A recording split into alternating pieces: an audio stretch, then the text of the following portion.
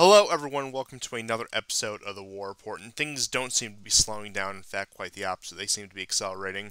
Of course, I am your host, Constantine Martelli. We have GSP joining us tonight as usual.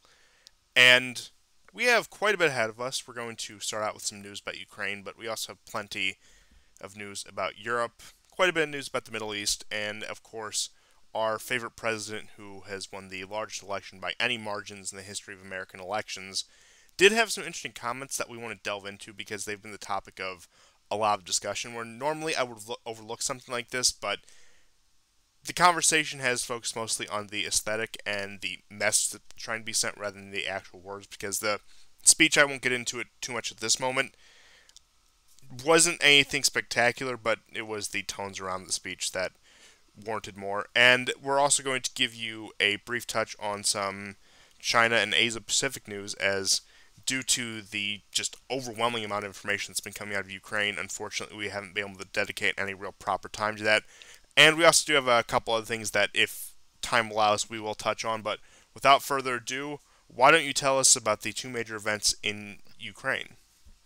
So, of course, the major news is the Kherson offensive has finally been launched by the Ukrainians. It is not the million-man army that was boasted. It's not really even 100,000. Some estimates mark it around 36,000. For the most part, it has not been successful. There have been four major attacks, two of which have not changed the front line at all. One has changed a little bit in around the area of Petrovka, Viso, Visokopilya in the north. This is just south of Kryvyi Rog, and it's in the area where the Dnieper River gets quite big. But the big place where there was a breakthrough was in an area uh, halfway through. Now, it's basically directly north of Novokakhovka And on the for your front reference, I line. do have six different maps of the Kherson front on the screen right now. So if you want Yeah. to try to follow along, there they are. Yeah. So it starts from like an area around Belaya Kristin Krinitsa, and it goes all the way down to a place called Bezimine. Um, Now, uh, the first day they got pretty, quite a bit further down than probably most of us were thinking. The second day, things began to stabilize. And this is when we started to hear stories about massive losses, dozens of tanks, armored personnel, carriers. Um, there was a depot either today or yesterday that was destroyed. It's believed that munitions as well as vehicles in a place called Bila Krenica. So, but forces kept pouring in. And as I said, in this area of Bezimine, several Ukrainian battalions were trapped. And there's stories now that are emerging, particularly of one brigade called the 128th Mountaineer Brigade from Galicia.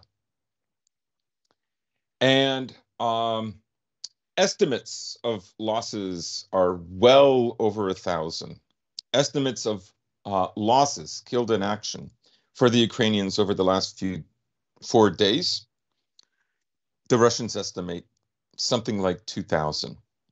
Part of the estimation is based on the amount of ambulances they are seeing going into Kryvyi Rog, Nikolaev, and Odessa. There are lines of people in each of these cities donating blood. Most likely, they're either supporters of Ukraine, supporters of the Kiev regime, and very likely they're also friends and relatives of the wounded. And this is, and there's one more fact I think that cannot be ignored, and that is that a day, less than 24 hours after news started coming out about the 128th in Galicia, they said that today would be an official day of mourning for the entire province.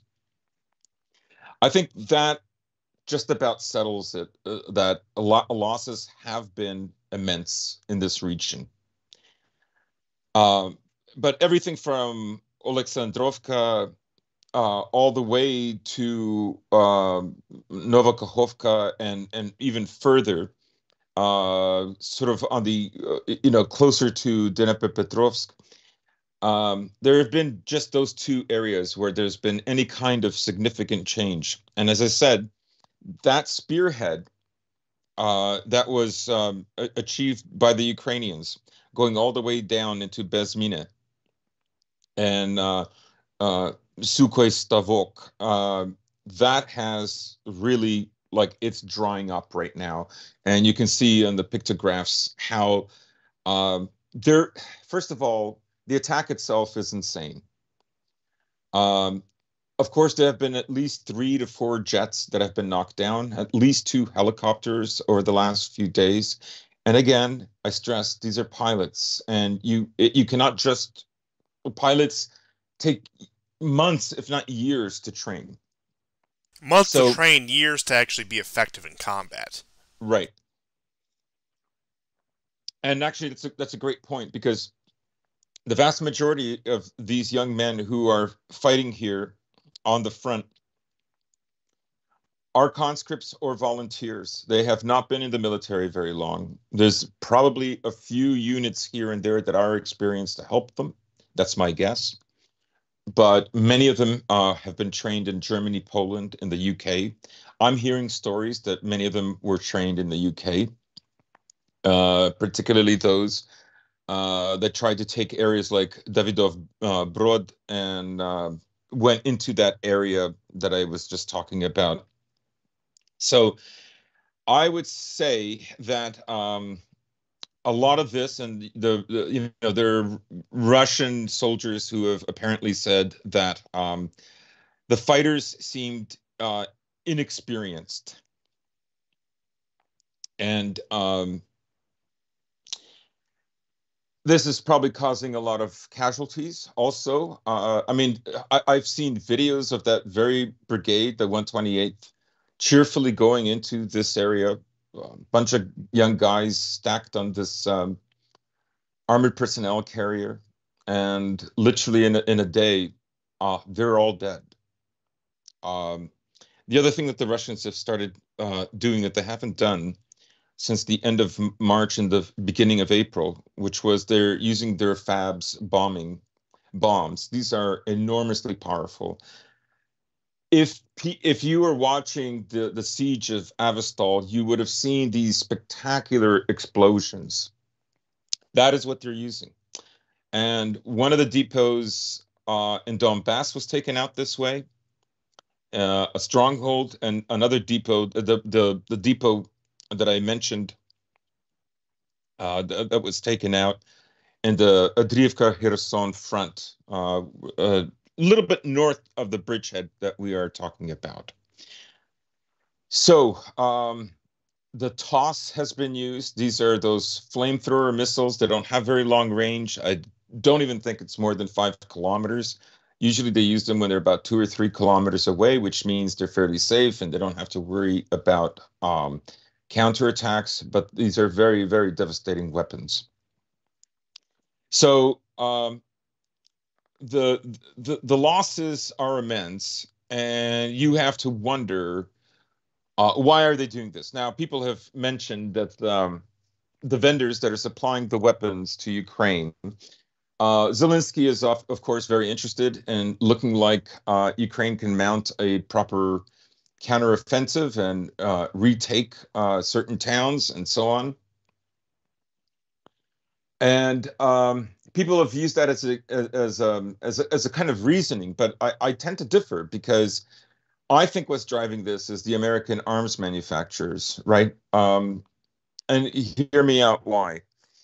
Well, we saw Boris Johnson literally a day before the attack. And now, actually, it's been confirmed that Boris Johnson was responsible for talking Zelensky out of a peace agreement back in March, somewhere around March 13th, 14th, 15th, when they were headed or already in Turkey. That deal would have meant that Russia was going to go back to its borders of February 23rd, the night before the special military operation. Only Donbass would be recognized as like independent states, and Crimea would have been recognized as Russian territory.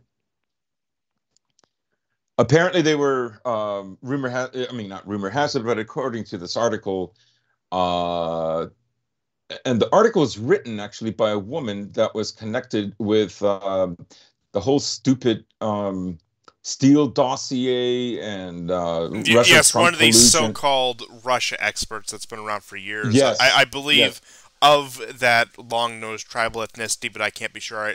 Fiona Hill is who you're that's referencing, it. and you can read Fiona her Hill. works. It's almost as bad as somebody like Michael McFaul, who was the Obama era ambassador to Russia. And yes, I was actually just about to bring up the article you were referencing, where there was that tentative agreement, those tentative negotiations between Russia and Ukraine. You had Boris Johnson show up in Kiev. I'm sure you remember the big meeting and the big deal he made out of it. When back in April he landed in Kiev and met with Zelensky, and Zelensky was in his garb and like that one like military green T-shirt, and they were shaking hands, taking the photo ops. Boris Johnson looks as ridiculous as always. Those negotiations completely collapsing on themselves. Yes. So if Zelensky hadn't already made up his mind, I think that Boris Johnson helped him make up his mind. Zaluzhny, his major military chief in charge of the entire military command, has been very quiet about this. Some people are speculating that the reason he's doing this is he wants to see Zelensky fail. Zelensky has to be met with like a total disaster in order that there can be some kind of pushback against him.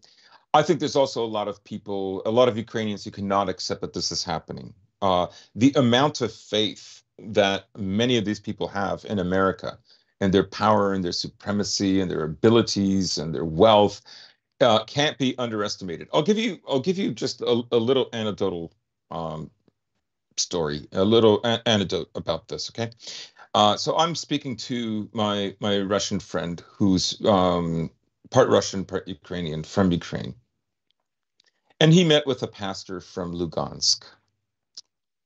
He left Lugansk city in 2014, and he said that um, he came to Canada because and America because um, they're more religious. God is behind America. Um, there's no future in Ukraine or Russia, and it's just like it's the most. So think about it. He's here 8 years. His children are here. They have their schools that they go to. If God forbid, he has to go to the police department. All of them fly rainbow flags. Uh, After all this time, he still refuses to believe what's right in front of him. Well, I believe we had this conversation when we discussed one of your other real life friends and associates about the just the Eastern European diaspora mindset that is very stuck in the 80s and the 90s, that as if Russia were still the godless Soviet Union and Ronald Reagan is in charge with his bright smiling Yeah, face, yeah. and America is this Christian shining city on the hill. And that does seem to be, especially among, from what I've noticed, Poles, to a lesser extent Romanians, but mainly the Poles, are infatuated with this idea of America being this still conservative Christian bastion. Yeah, I think they're actually just using like old talking points. I think it's just an article of faith with them. Um, Yeah, that something you're like just expected to believe, as it were. right. I think that they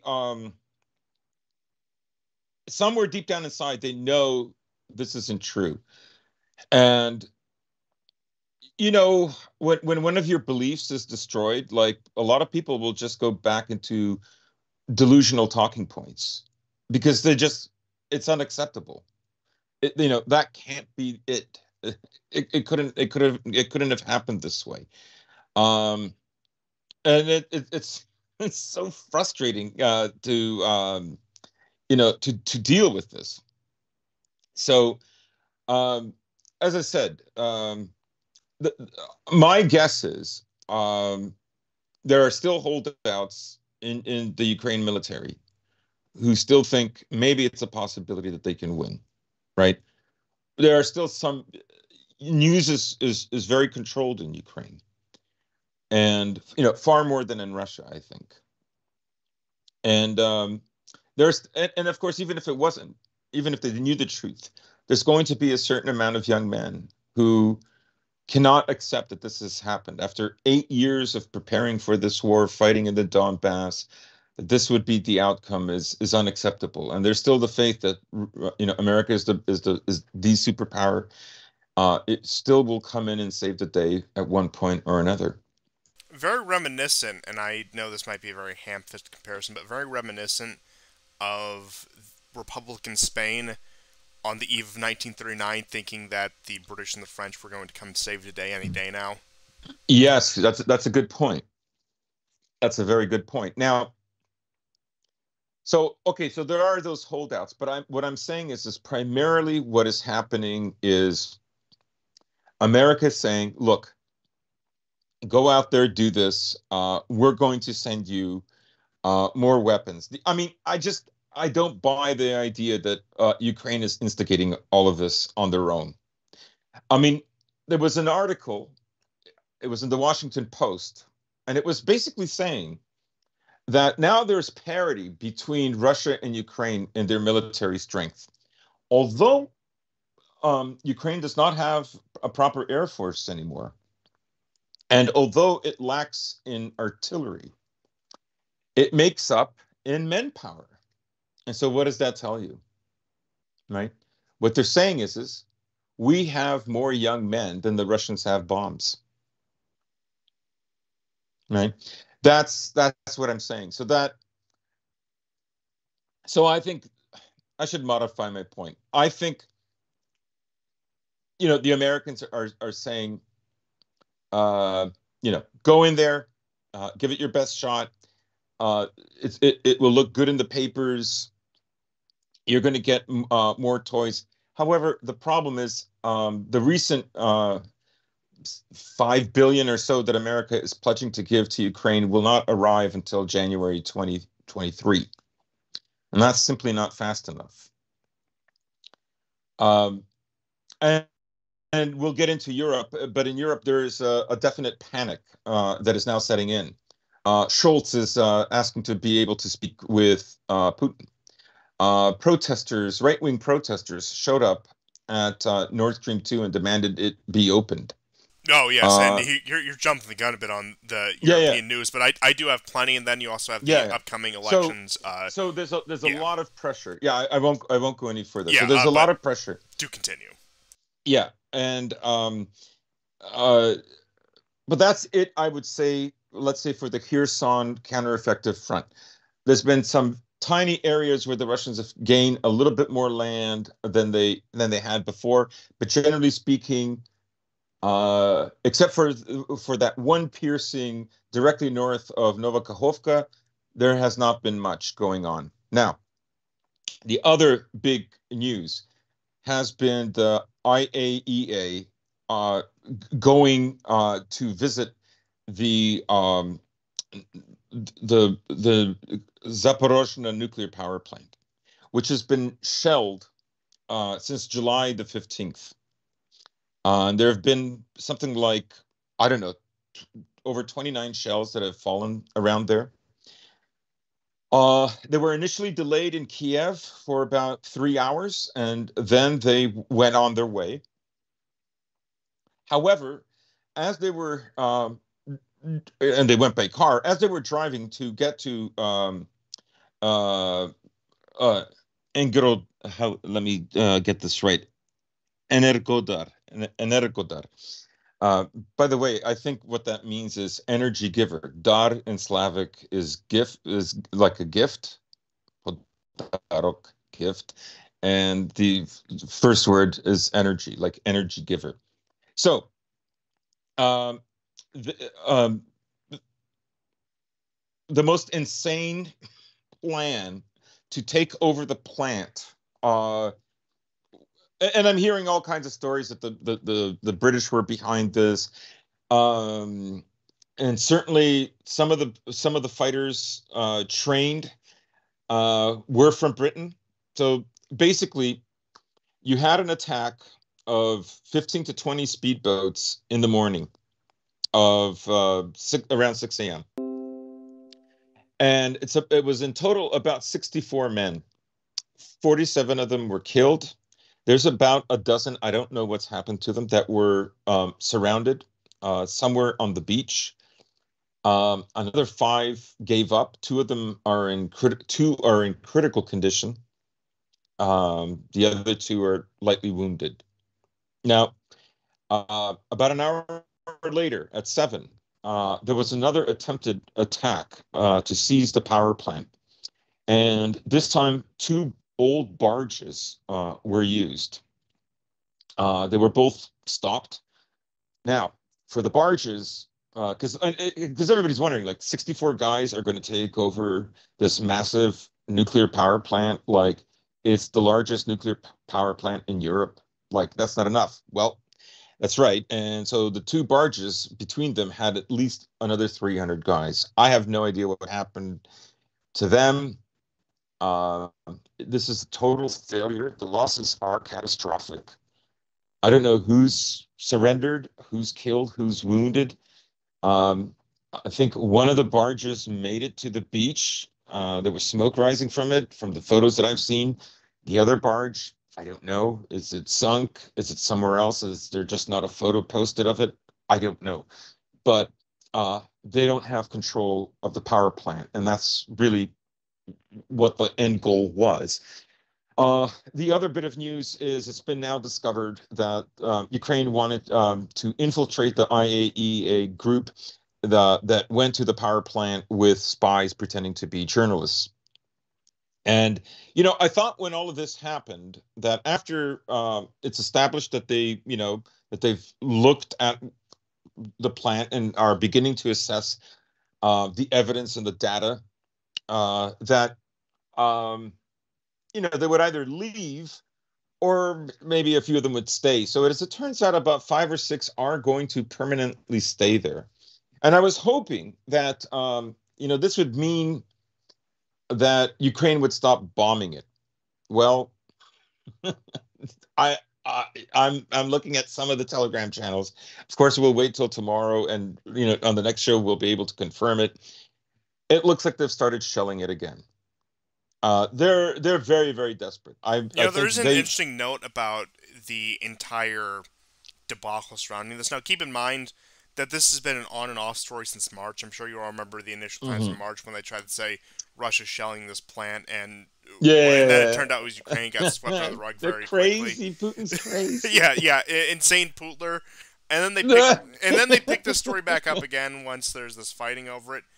But and I'm no expert on radiation or fallout or any of this stuff, but just basing on the reports I've seen, so take it with a grain of salt, that a lot of the radiation would spread eastwards towards Russia if there were a fallout or a meltdown at the plant. So unless Russia is completely counterintuitive, unless Putler really is this madman, there's no solid logic for the idea that the Russians might be shelling this unless they want to create some false flag, in which case they couldn't even be bothered to create a false flag to start this war. They just more or less recognized the Donbass and marched in from there.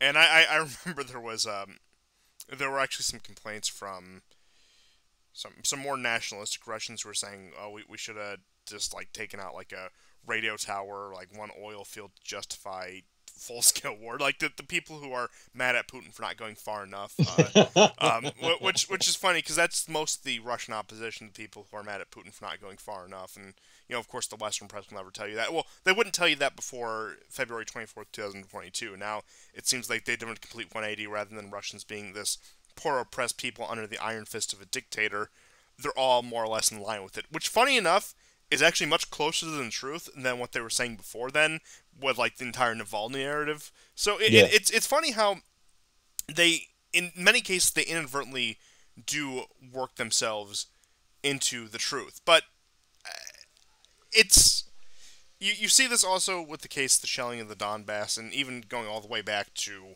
2014 when they accused separatist forces of it. And need we even mention the Malaysian flight debacle?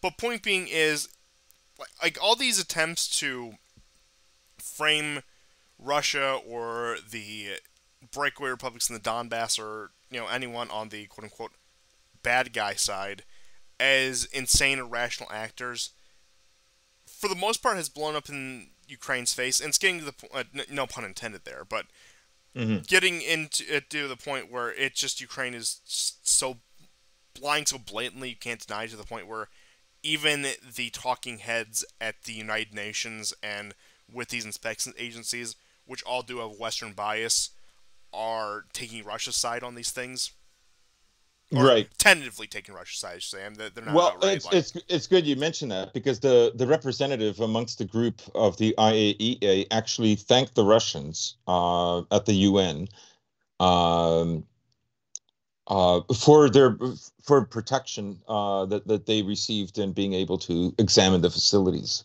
Right, 5 of the 6 reactors, I believe, are up now, and you'll remember that the Ukrainians, in shelling this place last week, actually cut off their own supply of energy. They just knocked out 20% of their energy because they are as obsessed with this place as they are with the Antonovsky Bridge. Like, I don't know, like they really think like the Russians just have no way of, delivering the amount of manpower and everything else that they need unless they take over the Antonovsky Bridge.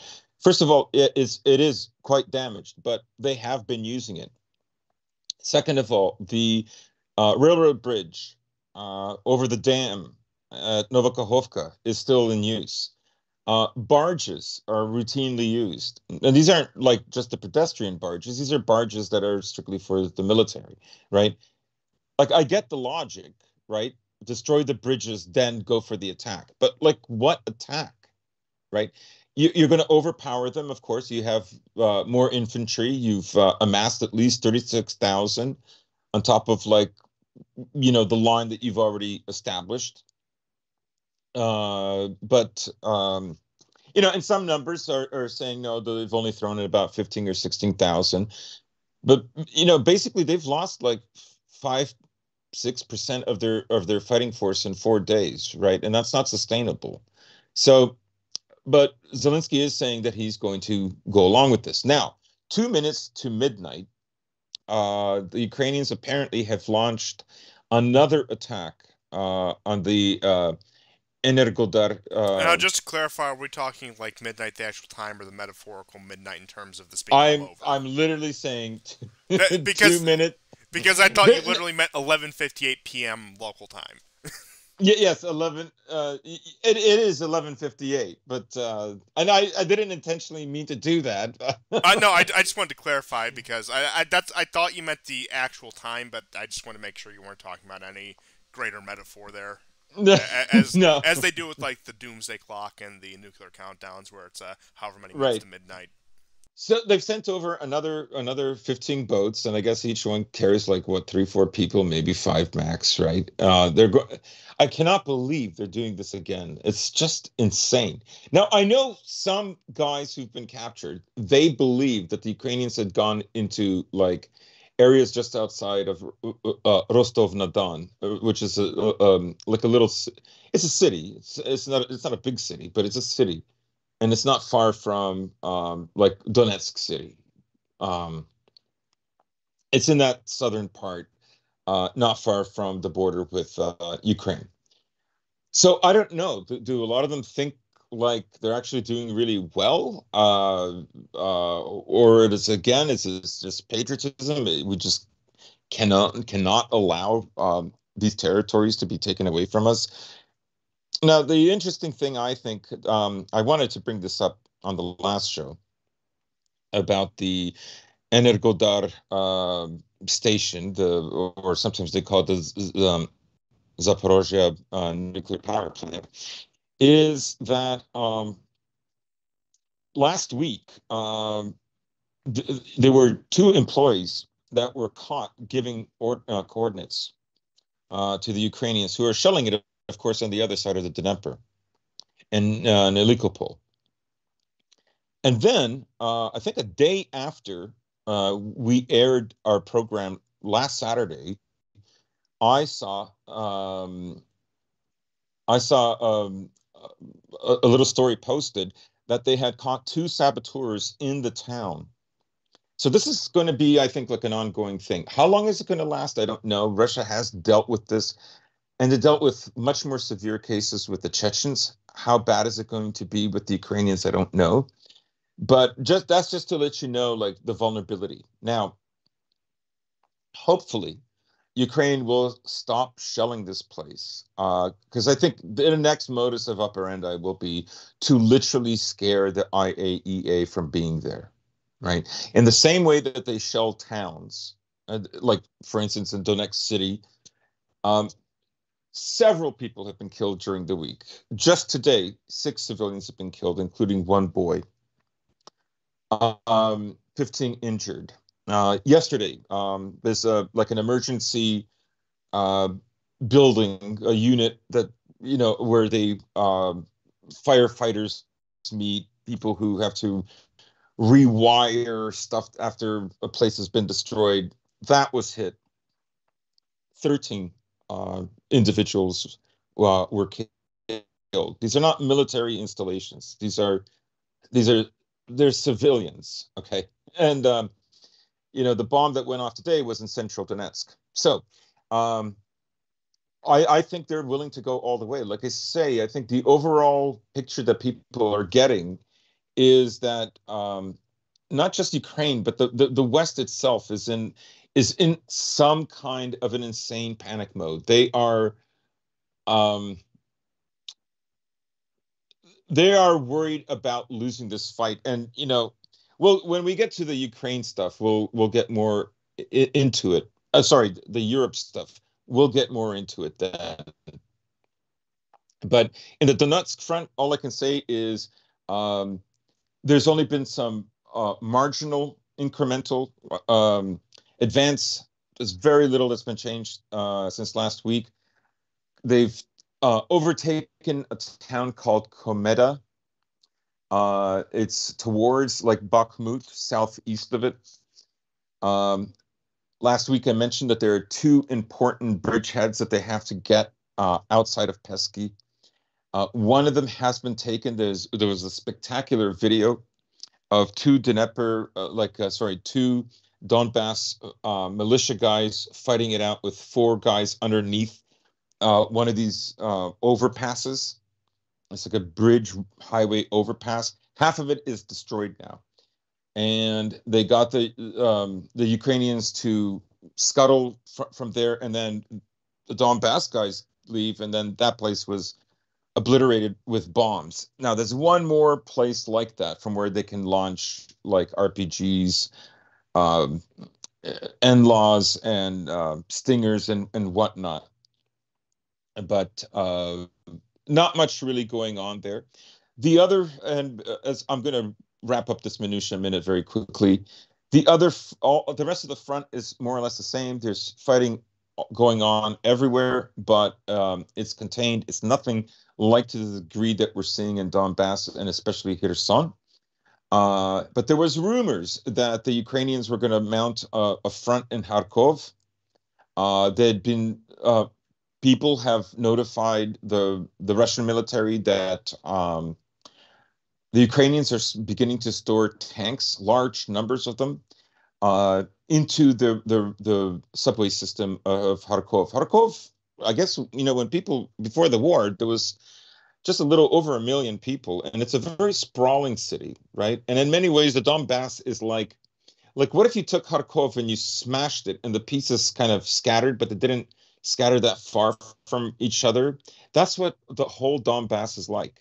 Like one town, and then there's another town right next to it. It's kind of like Jersey.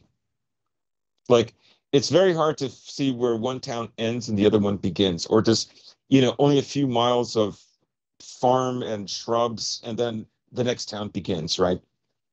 So that's the kind of landscape that we're talking about. Um, and so the Russians knocked out some depots around there. There were some pretty heavy explosions yesterday night.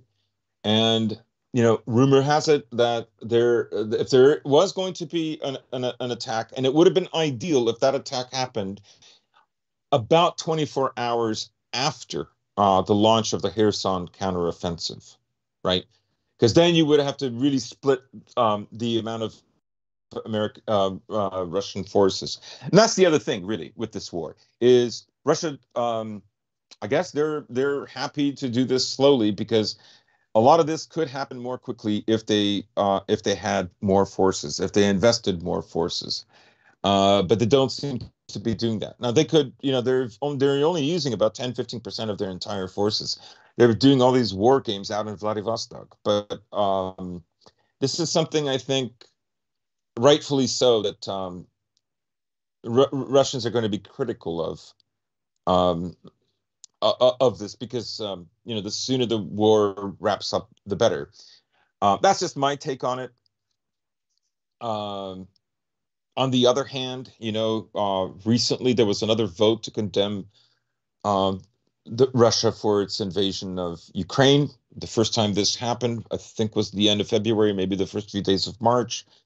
192 countries, 148 condemned Russia. Well, what happened this time is now only 48 countries have condemned Russia. So 100 countries have either abstained or not condemned So that's Russia. The U.S., Canada, Europe, Yeah. Australia, New Zealand, and whatever stragglers. Japan. Whatever other stragglers you can find in there. So, yeah, Belize maybe. Yeah. So, most of the world either is on Russia's side or simply cannot be bothered to care enough they about get, this conflict. and in fact, I forget who it was that said it, but they said, you know what? There's other wars going on that have been going on much longer, and they're just as bloody, if not more bloody. So that kind of thinking, it has worked out for them. I will say that. Of course, the strategy is also for winter to set in. It's a Russian trope, but this time it involves energy, and people just not willing to support the war as things get really, really difficult. Oh, and, yes, and I'll have when we plenty get to of the European news about how. and I have just one other story. Remember, in the siege of Mariupol, there was the story of a young pregnant mom who. This one, do tell. Yes, who died. And then they have like a woman that looks a lot like her again, walking out of a hospital that had been hit, and she's holding blankets and looking straight into the camera. Now I said to friends, I go, she's alive. She gave an interview, and some said that's just Russian propaganda. Well, the first day of school was, I believe, yesterday in Donbass, September 1st, and it looks like she's a teacher. The video, you can find it in Telegram. She's handing out blue, white, and red balloons to all the kids. So and this woman is literally a paid model and actress. Yes. And like they found her Instagram account from before the war, and yes. does this kind of stuff professionally. Yeah, Russia's attitude did a really good dive into Ukraine, right? They said that you have like the Russians in Donbass and Novorossiya that are primarily Russian, less so in in the southern part as opposed to the east. And then, you have like in the center, you have, the classic, let's say Ukrainians of the Dnieper, the Cossack, and they speak a mixed language of Ukrainian and Russian. I believe it's called Sruzhek or Struzhek. And, but they have almost the least amount of political. I mean, they have political power; they can vote. But I'm saying they don't drive the ideology of the country, is what I'm saying, right? It's a finer point, I guess, that I'm trying to make. Anyhow, check out the latest from Russians with Attitude. That was a pretty good one. So, and that's it. That's my minutia minute. That's I don't know how long was that. Probably 20 minutes at least, right? Well, we're pushing the 40-minute mark, and we still got plenty to go. So we are well on our way into another 2-hour show. We'll see where the Yeah. time takes us, but just some of the last points I wanted to make on Ukraine. You sent me that one story of the Russian soldier who shielded two Ukrainians who had surrendered from a, let's just say, Oh yes, um, I nearly forgot a about that. disgruntled uh, brother in arms of theirs who tried to open fire on them for surrendering, and it creates once again this very paradoxical situation where the so-called invaders are the one who are more protective of the population than their own military force. And really, I know it's one story, but He was a Wagner guy, right? yeah, I think so. Yes. Um, it's only one story, but after seeing these kind of stories week after week, it it makes you realize like there's got to be a breaking point. When is this going to end at some point? And I know. You, I'll have some news about Europe. Hungary has been trying to make some moves diplomatically that I'll get into more detail about. But point being is, especially on the Ukrainian side, like at what point do you just not have the stomach for something like this anymore?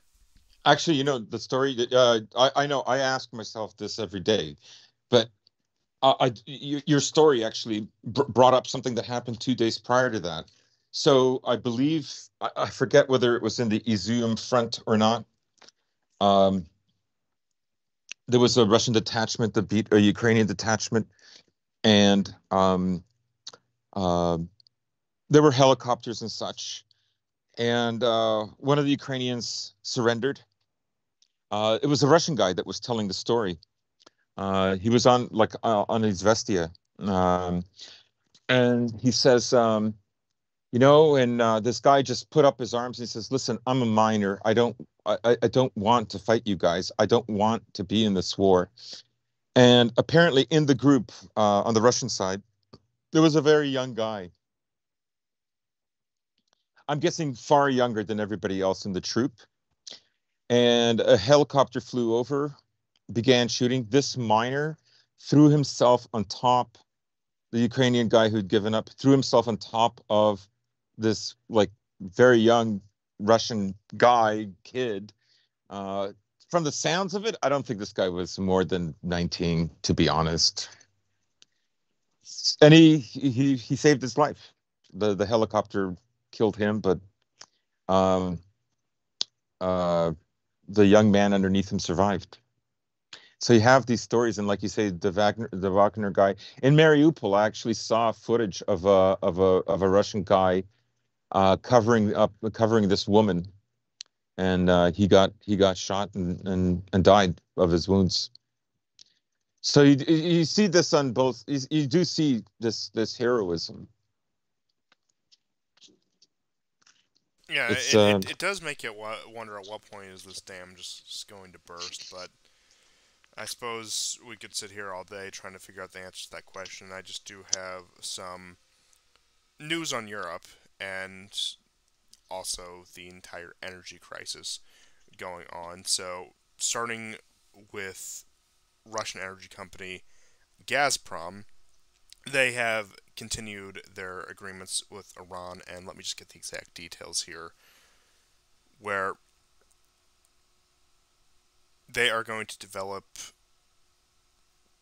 $40 billion, invest $40 billion worth of investment into the with the Iranian National Oil Company into developing Iranian oil and gas fields, which we did cover last week, and it is an explicit attempt. What they pretty much came out and said that we're trying to corner the global natural gas market. In which case, I would argue they are succeeding. And also, speaking of Gazprom, Nord Stream 1 has been shut down indefinitely as of today. So you have this case where it was going to initially be shut down for maintenance, and then within hours you had Russian officials come out saying it's shut down for good. And of course, as we record this, it is September 2nd, 2022. We're creeping towards the end of summer. We're about 19 days out from, let me check the calendar. Yeah, correction, we're actually 21 days out. Fall starts on the 23rd, and then once summer rolls around, that'll be winter. And depending on how early the winter weather comes this year, that'll be interesting. I do have some interesting figures for the U.S. when it comes to winter weather, according to the projections from the Farmer's Almanac, which is much more reliable than I would say most people give it credit for. And this is also, of course, within 2 hours that the report comes out that Chancellor Scholz of Germany wants to have a phone call with Putin to discuss this situation. And he said that we don't want to unilaterally and completely renounce Russian gas, and he doesn't think it would be a responsible move. And then on top of that, you had demonstrations both from the German Communist Party, which is still more or less run by the old stock of people who were in charge in East Germany and the people who worked in those administrative states. And although it was a separate demonstration, you had another demonstration with the same goal from the AfD, which is the right-wing nationalist party, both calling for Nord Stream 2 to be put back online and for the project to continue so Germany does not suffer. Now, Germany is not close to an election. Their last election was in last September. Italy is, however, though. They have finally let them call an election, which could be the beginning of a chain reaction throughout Europe, which I'll get into more details about the Italian elections in just a couple minutes here. But in Germany, a lot of the population, significant segments of the population, and we're talking about two political parties that actually have representation within the legislature. Now, they're both technically opposition parties. None of them have any government positions. But you have parties with, albeit small, some sway over public policy, saying it's time to tap out, it's time to come to the table on this. And you even have the chancellor from the Social Democratic Party, which is supposed to be one of the mainstream parties, saying that this is becoming unbearable, we have to talk this out, and that we have to actually resort to negotiations to get over this crisis. And that is contrasted to Hungary, which recently expanded its purchase of Russian oil and natural gas. It signed a deal to have another 5.8 million cubic meters of natural gas be imported on a daily basis on top of the contract already in force, which more or less secures Hungary's energy supply on a consistent and regular basis. Covering more energy news, Moldova's Minister of Social Protection indicates that only about 1% of the population will be able to meet their heating and electricity bills this winter. Now, Moldova is once again that case where they keep trying to push these color revolution candidates and policies on it, but they only semi-stick, so there's always that amount of pushback. I remember there was the one where it was a complete failure, where they tried to... It was one of the major elections in Moldova where they had tried to really put that into force right now. There's a lot of pressure on Maya Sandu right now. Yes, they're basically massive saying amounts. you better get energy for our children, because they are not going to go cold and hungry this winter.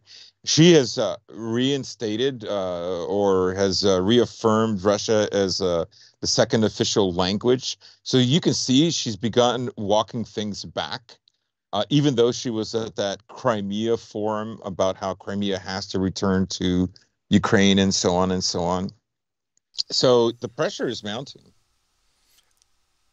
And you also have, on top of this, returning to the news out of Hungary, Peter Szijjártó, the foreign minister, said that next time the EU diplomats meet, next time he meets with other diplomats from other EU nations, that he's trying to push them to negotiate a settlement with Russia to end this war. So Hungary at this point is committed to... Now, I think it's a bit of a fool's errand, but I'm sure that Szijjártó is probably a much smarter man than I am on these issues. It is a fool's errand, but it does look like they're at least trying to push the situation, just inch it a little more towards a degree of sanity, and it seems like Hungary is once again the sole voice of reason within Europe, and they said that the conflict in Europe has led to a catastrophic weakening of the European Union, and Sforza once again coming out saying that the EU leaders have failed to protect Europe and its people, so it is once again getting pretty serious, and it was with that, let's see here, that you have on the complete opposite spectrum, you have the Finnish Prime Minister Sanna Marin, who is the one who is embroiled in the scandal for having the very lame party that, like, you're in your 30s, why are you acting like you're 19 years old still?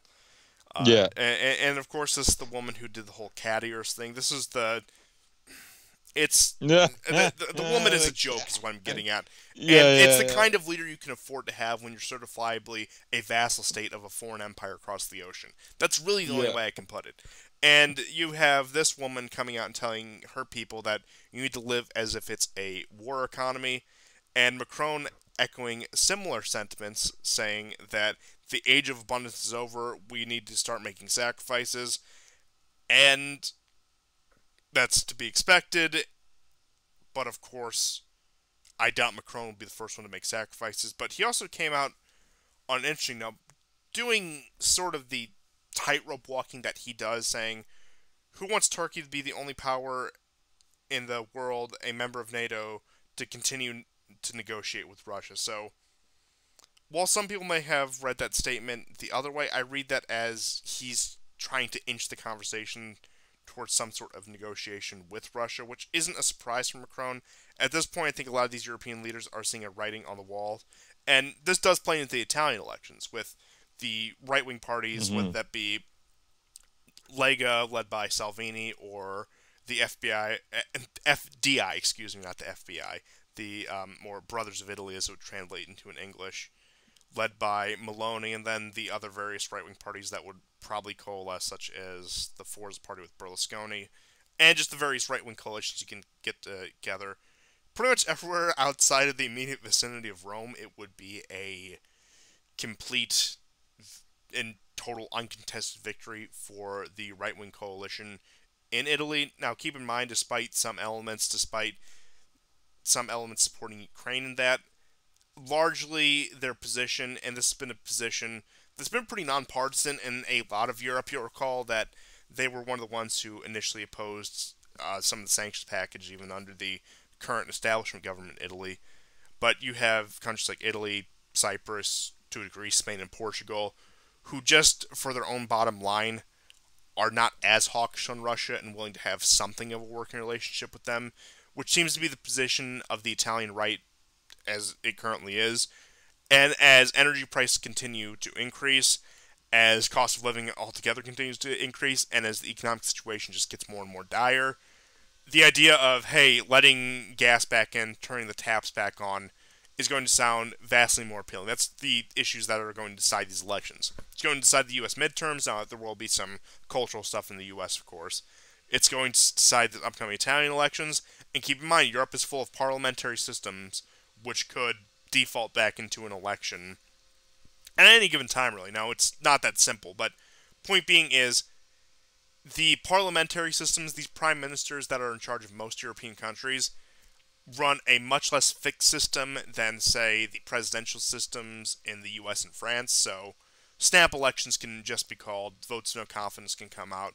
Now, I'm not saying, again, there's presidential systems that don't have those features, but the presidential system is, unless like there's a removal from office by the legislature, they're a much more unshakable force in that regard, in which case you actually do have to wait for the established election date before you actually do anything related to that. And continuing on with European news, just inflation continues to skyrocket. In Lithuania alone, it is currently at 21.1%. And speaking of inflation, there was a, forgive me for even saying these words, viral Twitter post being shared around from Ireland showing the bills just for a small restaurant. And it was about 9,000, almost 10,000 euros, which I believe would translate to, and somebody can correct me if I'm wrong because I'm probably going to botch the conversion rate. I think that's about 12,000 USD. Although no, that's the British pound and the US dollar that are coming close to parity. But point being is a nine almost 10,000 euro bill for 1 month, saying that this is unsustainable. There's no way we can stay in business. This has been a problem both in the UK, Ireland, and throughout a lot of Europe. Of course, we had the dire report last episode that 70% of UK pubs are at risk of failing as businesses this winter. So it's getting down from even beyond the geopolitical level to the local level where job providers and local businesses are going out of business. You have national businesses, as we covered early on back in the summer, I believe it was. A lot of auto manufacturers in both Germany and France simply weren't able to continue their full operations because of the current energy crisis. And as we've been saying, this will only get worse. Now, it is probable that they'll be able to supplement some of this pain by burning coal, especially in Germany. Germany has been And reacting. Poland. Oh yeah, Poland too. And I'm not saying that we're going to see mass amounts of people perish in some winter storm. And I mean, keep in mind, even like internal temperatures of the house, of like a house or a building, being like 50 degrees. It's look, it's miserable to be in, but it's survivable. And the main risk comes from the vulnerable parts of the population, mainly children, the elderly, the ill, who are going to suffer from this. And I'm sorry, the entire basis of the lockdowns was, save your grandparents, save grandma. And look, I'm not expecting these people to hold consistent standards, but point being is it worked as rhetoric because you instinctually want to protect those vulnerable populations. You want to make sure the elderly are safe. You want to make sure the children are safe. You want to make sure the sick are safe. And that is the emotional line that sold a lot of people on the lockdowns at first.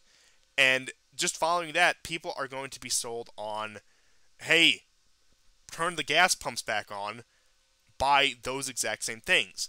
Except the fallout from not being able to heat your home to, let's just say, proper room temperature, 68 degrees Fahrenheit, or whatever energy shortages or whatever blackouts, those are going to be much more costly in terms of lives and livelihood than the past 2 years of the virus. Well, okay, maybe not the past 2 years of the virus, but compared to a lot of what the virus did, we're going to see much more tangible results from that, unfortunately. In which case, I do believe that a lot of Europeans will begin to sour on their government. I know Putin came out, and as you reported for past couple episodes, saying that Europe is going to see monumental changes, that regimes will fall. And the real question is, because European regimes have learned how to do this, they've learned how to play this chameleon act, especially on the immigration thing, well, they will temporarily halt or curtail their insane policies in order to ease the population back into a state of security. So we could get a case like that, but I mean, either way, it's going to be the establishment European governments that are in power now have to ease their population back into its sense of security, in which case they have to provide some form of energy, whether that comes from Russia, whether that comes from wherever, some form of affordable energy, I should say, because they're still getting plenty from places like China and India, who, you guessed it, are importing it from Russia first. So, yeah, and of course, the third party and the middleman jack up the price, as middlemen do. So, we're left here is either the European governments have to, throughout the course of the winter, cry uncle, or they're going to lend themselves to, let's just say, much more hardline regimes in parts of Europe, which I think will skew, depending on the country, either way hard left or way hard right, relatively speaking. I'm not saying that we're going to get a resurgence of any 20s or 30s type government on either side, but point being is they're going to have a distinct ideological bend. As I said in Germany, the two parties that were protesting this were the ADF and the communists.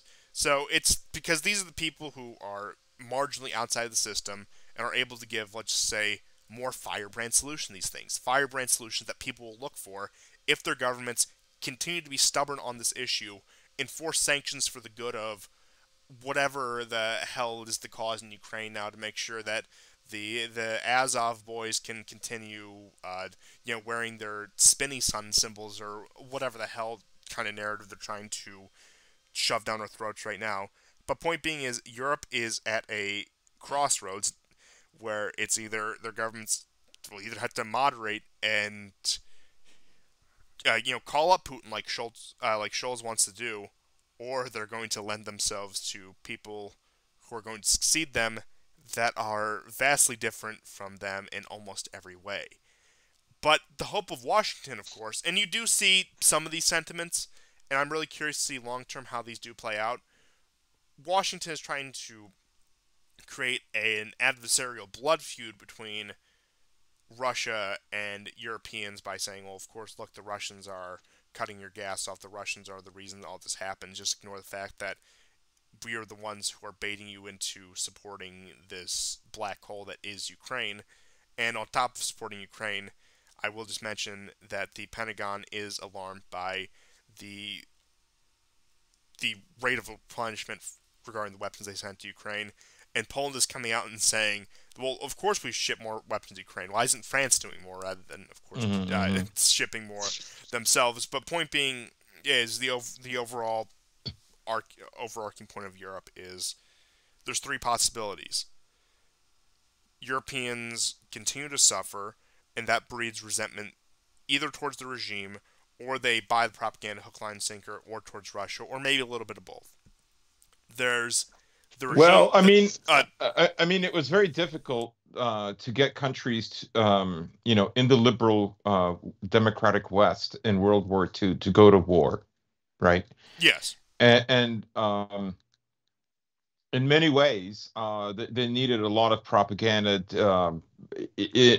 to demonstrate just, how awful Germany was and so on, and in order to get them willingly to go on, and it took years.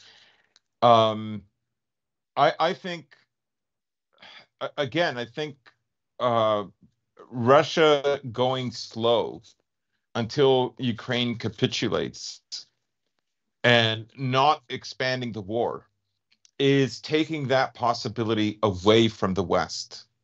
Remember, there was that article a few weeks ago where conscription, or signing on to the military, like volunteering to join the military in the U.S., is down between 23 to 25% across every branch. So yes, in a way, that his technique, he's not after vast amounts of territory. He fundamentally wants to change Ukraine. Yeah, and well, I don't think it was the start of the war. The overarching goal of the war, much more than land grabs in Ukraine, which of course I do think Russia, if all continues on the current trajectory, will be able to do quite a bit of land grabbing in eastern Ukraine. Yeah, I think the overall goal of the war has become to let Europe continually cripple itself, in which case it's doing that. And like I said, and the goal is the governments remain stubborn and resentment is either bred towards them or Russia. The governments moderate, in which case you already have Germany and France coming out and saying that they oppose the visa ban on Russian nationals, and they open up lines of communication in order to mitigate the crisis, at least for the winter.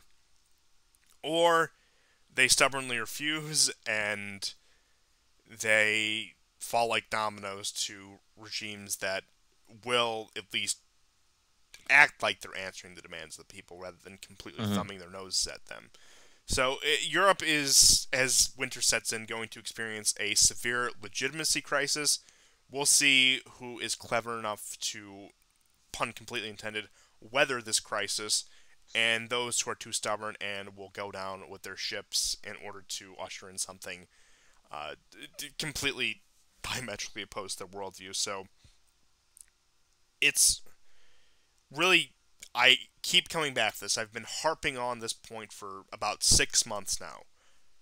That is the fundamental question, which I think every day, every episode, we're getting closer to an answer to the question: how much pain will Europe tolerate for Washington's goals, or Brussels' goals, for that matter? Allow me to rephrase it this way: how much pain will the European people, and to a lesser extent the American people, tolerate to appease the goals of their ruling classes? Yeah. Well, I mean, you know what? I think we're going to find out in the next 6 to 8 weeks. But as long as we're talking about rulers, there's a video from 2018 that has resurfaced on a Telegram channel called Putin Direct, and it basically says he's kind of daring the West. He goes, I would like the West to impose even more sanctions. It would free my hands to more effectively pursue interests of Russia that benefited. Oh, so Putin is making the grind set post like, yeah, I hope I have more debt so I But work this is, harder. I, but this is I'm sorry. no. I I think had he to make means the like joke, he but wants to get out of. I think what he means is he wants to get out of certain contractual yes, obligations yes. with you. I knew full well you meant. I just Yeah, wanted to make the joke. yeah. Oh, okay, okay. Sorry about that. Oh no, it's fine. And then this coincides with a Bloomberg article from about 3, 4 days ago saying Russia can stop all its exports to Europe for 1 year without negative consequences on its economy.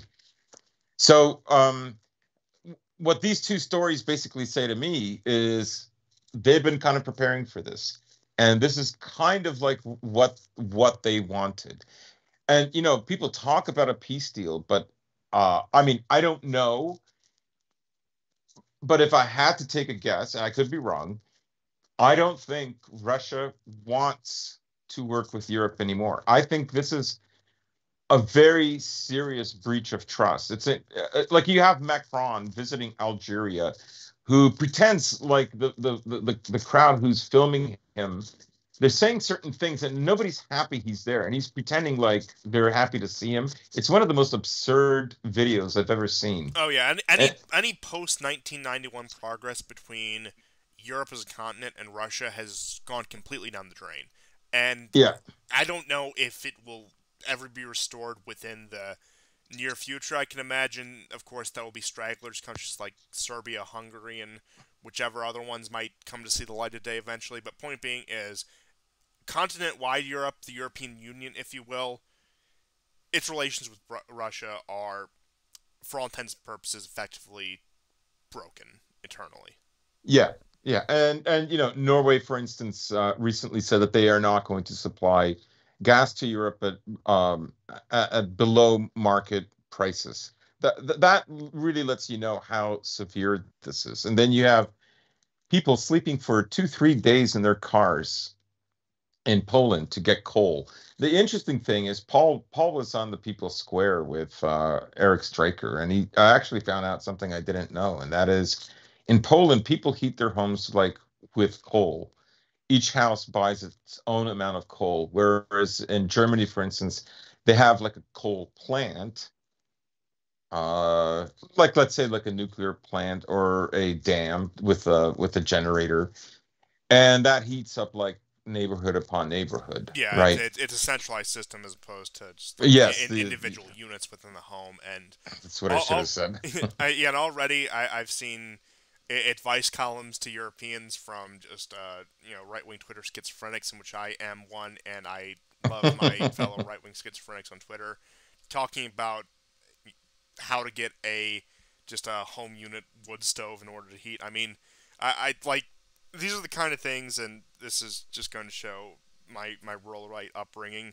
These are the kind of things that like my dad has like in like his like work barn for when he's out there in the winter. So I mean, they're good at what they do. Don't get me wrong. But I mean, even the price of lumber's gone up, and the availability of lumber's gone up in Europe. So that also you're running into that. And I do also want to address this because this point keeps getting brought up, which sounds very reasonable on the surface, but the more you look into it, the more it falls apart. Now, I've addressed the question of nuclear energy in terms of European energy independence before. While I'm not exactly opposed to nuclear, I do think that people are far too optimistic about it. Well, I finally buckled down and did buckled down and did the research. By that, I mean I just looked up a few figures. When it comes to the actual logistics of nuclear in Europe, most European countries and the EU as a whole have to import uranium in order to run these plants. Now, the number Mhm. one country they imported it from was Niger, and these are 2020 figures, mind you. And after that, of course, it was Russia. So even when it comes to the question of nuclear, whether that's a good idea or not, I'm not even saying either way. But point being is, a lot of people think they have found this golden ticket to energy independence when the second largest provider of uranium to the European Union is Russia once again. And I was also looking at U.S. figures, and this might put some things into context that have happened last year and early in this year, back in January. The U.S. is also a major uranium importer.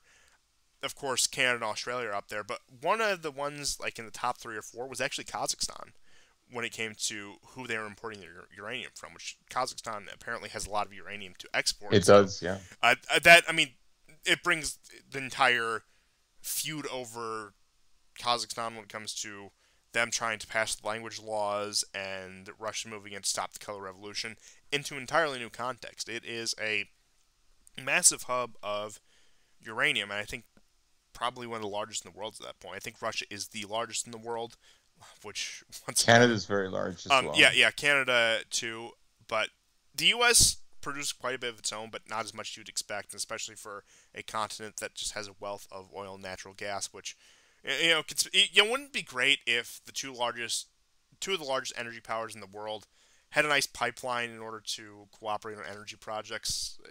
That sounds like a really good idea. I wonder why nobody's ever done that before. But I could lament about the shutting down of Keystone day in and day out, which I won't bore you with for the time being. But when it comes to this, and you also look at when it comes to manufacturing nuclear technology, a lot of that is required from machines powered by so-called fossil fuels and uses petroleum products. So point being is just on an overall scale, the world is far more dependent on so-called fossil fuels than I think most people care to admit, even pro-nuclear advocates. And number two, it does jack all to solve the current European crisis of energy dependence, because at this point it doesn't look like there's a way out of it. Now maybe you can say, well, if back in the 70s and 80s they had really put more effort into developing their own systems, well, point being is we're 40, 50 years out from that. It's a bit late to complain about that, in my opinion. But Europe is just caught in a situation where it needs to be energy dependent, and it needs to kiss the ring of somebody. Now, there was a brief hope for the Atlanticist crowd in various European countries that under Trump, as much as they may have not liked him, that within the next 5 years there might get shipments of liquefied natural gas via seaport. But that project has completely gone to hell because Europe hasn't invested in their seaports to receive those tankers, and guess what? The U.S. has more or less completely cratered its domestic energy production. So, at that point, what is it? It's Russia, it's third parties that buy from Russia and sell back to you, or it's the Middle East, which is already at max capacity, maximum production when it comes to oil and even natural gas at that point. And I don't know, maybe try to chip away at the Iranian market. Now, there's obviously more oil and natural gas markets in the world, but point being is they've really painted themselves in a new corner by obediently following along the foreign policy thought of in Washington, London, and Brussels. So, China this week has been selling. It's been found out selling oil and gas to Europe. Yeah, that's in the same way that India has. Yeah, that's what I was getting at, and that also ties somewhat back into the story that there was, I believe, it was back in May or June. It came out that the U.S. was paying back its debt to China using strategic oil. So you could have a situation where they're selling American strategic reserve oil, China's selling American strategic reserve oil to Europe, which that is just a convoluted situation. But point being is the Europeans have painted themselves into a complete energy corner, in which case, and like I said just a couple minutes ago, like we were getting at, the European Union as a whole and Europe as a continent-wide entity, with, again, a few exceptions aside, and we'll see what the next few months hold in terms of how governments change, but Europe as a whole has cut itself off from its largest energy supplier, and there's really no way around it, and there's really no way to supplement this. Yeah. they're scrambling. The EU was in Venezuela, trying to get more oil. I'm assuming it's going to be that heavy crude for manufacturing, because manufacturing inflation in Europe now is over 30%, and it doesn't matter whether And you're that's what talking they about tell us. And yeah, yeah, if you actually buckle, I mean, inflation numbers are always underestimations for the sake of keeping the peace. right. And there was another you have potash plants now that uh, in Poland and other countries that are now closing down. We spoke about an aluminum plant a few weeks ago that closed down. One of the oldest, if not the oldest, in Europe, in Slovakia, closed down. And Yeah, once again, that's Slovakia when it comes to compared to the rest of the European Union has pretty decent ties with Russia. So, yeah, like, if it they're does. suffering, imagine what like a country like Poland or Lithuania, who are very antagonistic towards Russia, must be feeling. Yeah, yeah. And Macron, I talked about his delusional visit to Algeria, pretending that the people were happy to see him. He was there to get gas from Algeria, and Algeria is basically saying we can't supply you. I do think that a lot of these countries are kind of, um, as you often say, and rightly so, they smell the blood, and this is their chance of uh, you know basically getting the upper hand. And the only way that's going to happen is if Europe suffers. Yeah, I think it's also worth noting But they that. have other issues too, because like they're predicting that governments are going to fall in the global south before Europe. Oh yeah, well, Europe is suffering an energy crisis, which don't. I'm not trying to downplay that at all, but I Right. discussed ways in which that could be mitigated, whether by like the personal wood and coal units uh, or just. I mean, but the so-called global South, like these countries in Africa and the Middle East, are suffering a food crisis because a lot of the grain shipment Yes. out of Russia and Ukraine has simply been stopped. Now, there's been tentative negotiations on how to fix that, but point being is, you can, They're yeah, way below what they usually yeah, are. it's not going to be fun. It's not going to be a prosperous time, but you can survive a European winter so long as you have your food stores. The Africans and the Middle Easterners are running to this position where they don't even have the food stores. And keep in mind, Right. these are countries that didn't participate in the sanctions game with Russia, but because of the situation, whether that be, and there's been like trilateral negotiations between elements in Ukraine, Russia, and Turkey to try to safely pass grain ships and other cargo ships through the Black Sea into safety so they can be shipped out. So, I mean, but that's a window that is quickly closing before we get really famine across large swaths of the world. And this, I mean, this is a scenario that people have gamed out for a while when it came to, because I'm sure you all, in people in these here especially, all have seen the population projections of, oh well, look, this continent, Europe, is supposed to decrease by however many millions of people. Uh, Asia is supposed to increase by however many millions. North America is supposed to increase by however many millions. Well, Mhm. Africa has always topped those lists, topped those Yeah. graphs.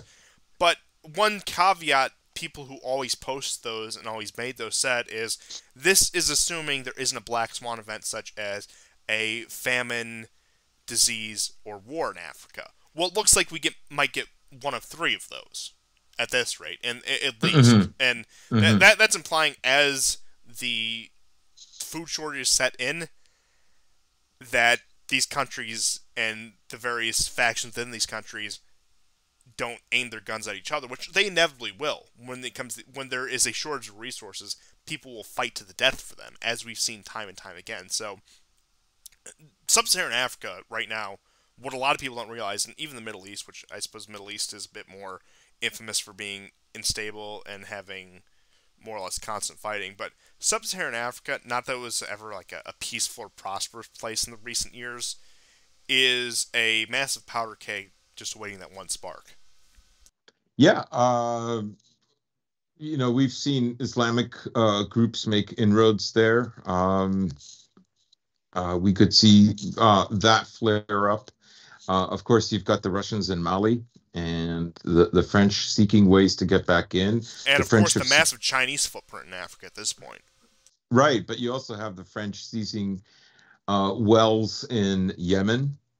Uh, Things are going to get very desperate, but nothing's more desperate, I think, than Boris Johnson's kettle speech. I don't know if you heard it. If you've got an I old, did not. Please inform us all of what that oh was. yeah, yeah, buy a new kettle and save £10 a year in electricity bills. He said, Well, if ten you have an old pounds. kettle and it takes a long time to heat it, buy a new kettle and you'll actually save money because it'll heat fast. It's just the most ridiculous advice. Like, I mean, at this point, they're recycling the tired, like moderate 2000s environmentalist talking points, like, oh, buy a new kettle and you can save the environment because you use yeah, marginally less energy.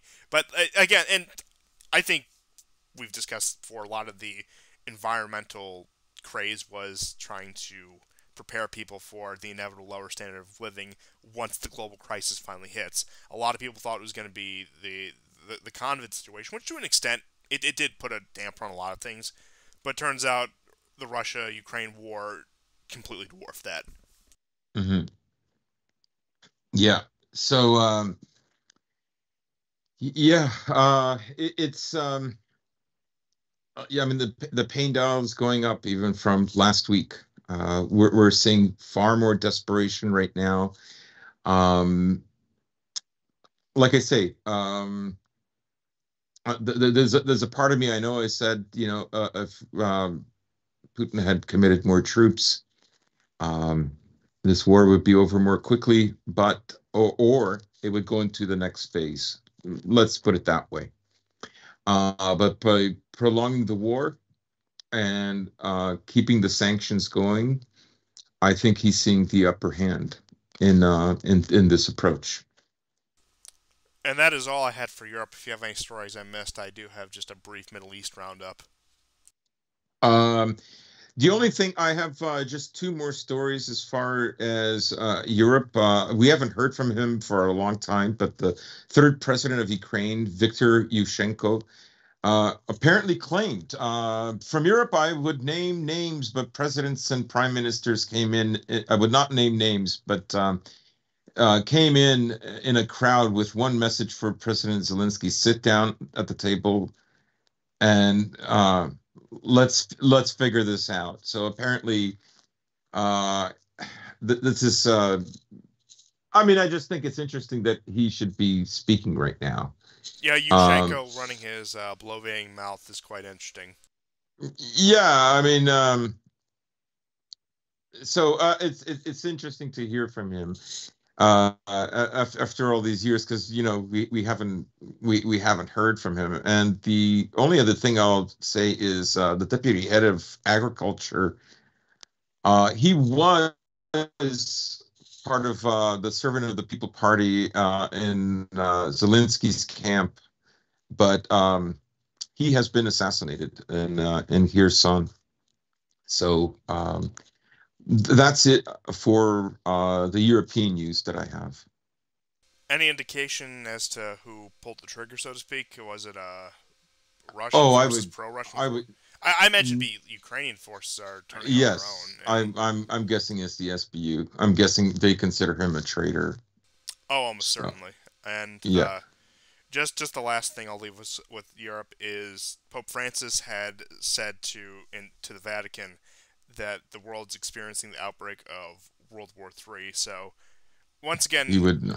on walking that very strange tightrope that he does when it comes to these sort of issues. But I figured that was worth mentioning. So just for our brief Middle hmm Eastern roundup, we have more tangible results of the Syria-Turkey negotiations. Now, Syria has began demobilizing parts of its armed forces, which would indicate a transfer towards a more political solution in Syria as opposed to a military one. Turkey has committed to, with over the time frame of the near future. They didn't give an exact time frame, but they implied like the very near future, like the next few weeks, to have its forces completely withdrawn from Syria.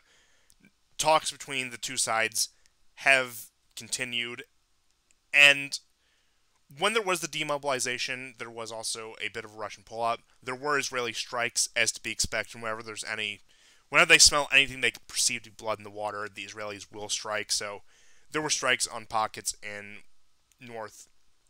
northwestern Syria once again. So although I may be a few weeks or few months off, I'm thinking the last summer of Idlib might be technically right, as in, the war won't be over by the end of summer, but I don't think we'll see summer 2023 of Idlib. So I'll take some credit for that. But while the situation in Syria is certainly not ideal, once again returning to the food crisis, Syria has Mm-hmm. suffered very deep shortages, massive shortages, and frankly tragic shortages since about 2018, 2019. Now, of course, the war did put a strain on these things, but as the sanctions regime from Washington continually increased, Russia couldn't necessarily keep up pace, and especially now with Russia having to deal with the Ukraine crisis, can't keep up pace with this. So you have oil and gas shortages from the occupied oil fields in Syria.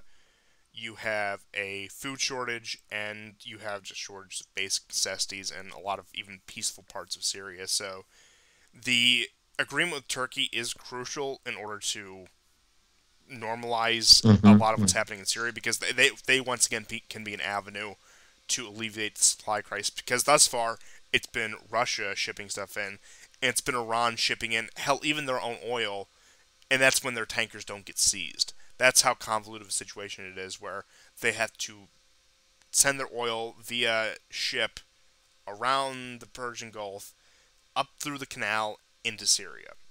Now, there were proposed routes as Iraq was seeming to be more under Iranian influence. Now, there has been a lot of happenings in Iraq that I'll get into in just a moment here, that there may be a road path, you sort of just drive the Shia Crescent in order to get supplies into Syria. So maybe if the situation in Iraq becomes much more favorable for the Iranians, which, judging by the current outbreak of events, I think may happen, but we're talking a much longer term event than the immediacy of the crisis. So you have that. Speaking of Iran, you have the continuing of enriching of uranium. So many people expect that the Iranians will be a nuclear power. Let me just get the exact figures here. So Iran has started enriching uranium up to 5% purity with advanced IR-6 centrifuges, according to the IAEA report, which was posted in Reuters. So, as expected, as we've been talking about for the past several years at this point, Iran getting the bomb is more or less an inevitability at this point, although it didn't really need to be. There were ways around this. Not that I think the Iranians or any groups within Iran are going to use this to any great effect. They'll become again, much like North Korea in that sense, where they might actually have some bargaining power. Not that they have it, and it would also put them on equal footing with the other alleged nuclear power in the Middle East, which is that of Israel. And speaking of Israel, you have the U.S. hinting at, now this is zero hedge, so I would take it with a grain of salt. Israeli officials in the U.S. said that there were hints the U.S. was preparing a military operation against Iran after there was a meeting between Benny Gantz, who, as you recall, ran against Netanyahu one of the election cycles. He's now a member of the government. He's the defense minister, and Jake Sullivan, who is Biden's current national security advisor. And from that meeting, from the rumor mill that come out of those meetings, the idea that the U.S. might launch a strike on Iran to prevent them from actually achieving the bomb has been passed around. I believe we've discussed to death, especially on the issue of both Ukraine and Taiwan, why really any U.S. military action at this point that isn't bombing a militia group in the middle of the desert is completely unviable. I don't think the U.S. has Yeah. it in them to even take out a nuclear facility. Now, Israel, in a stroke of desperation, as they have done several times, as they did to Syria, as they did to Iraq, as they did to Egypt, may strike Iranian nuclear plants. I don't know. In which case, that will be, once again, striking nuclear plants, as I've been told, in March of 2022 is the worst possible war crime you could commit. We ignore it when Ukraine does it, but I imagine we'll praise it when Israel does it. As the news cycle tends to follow that pattern. But I think, although the rumor mill is hinting at a U.S. strike on Iranian facilities, we're far, far more likely to see an Israeli strike on Iranian facilities at this point, if there's even going to be one. And I'll say I don't think there's going to be one. And then finally, out of the Middle East, Al Sadir, who was a prominent militia leader and political figure in Iraq, has retired. His retirement did spark mass protests. Now, Sadir has always been hard to pin down because at times throughout his career, he's been in league with the Iranians. At times, he's been more of an Iraqi nationalist from a Shia perspective, saying, "Well, we're Iraqis, we're Shia. This is our nation. We fight against outside influence, no matter who it is."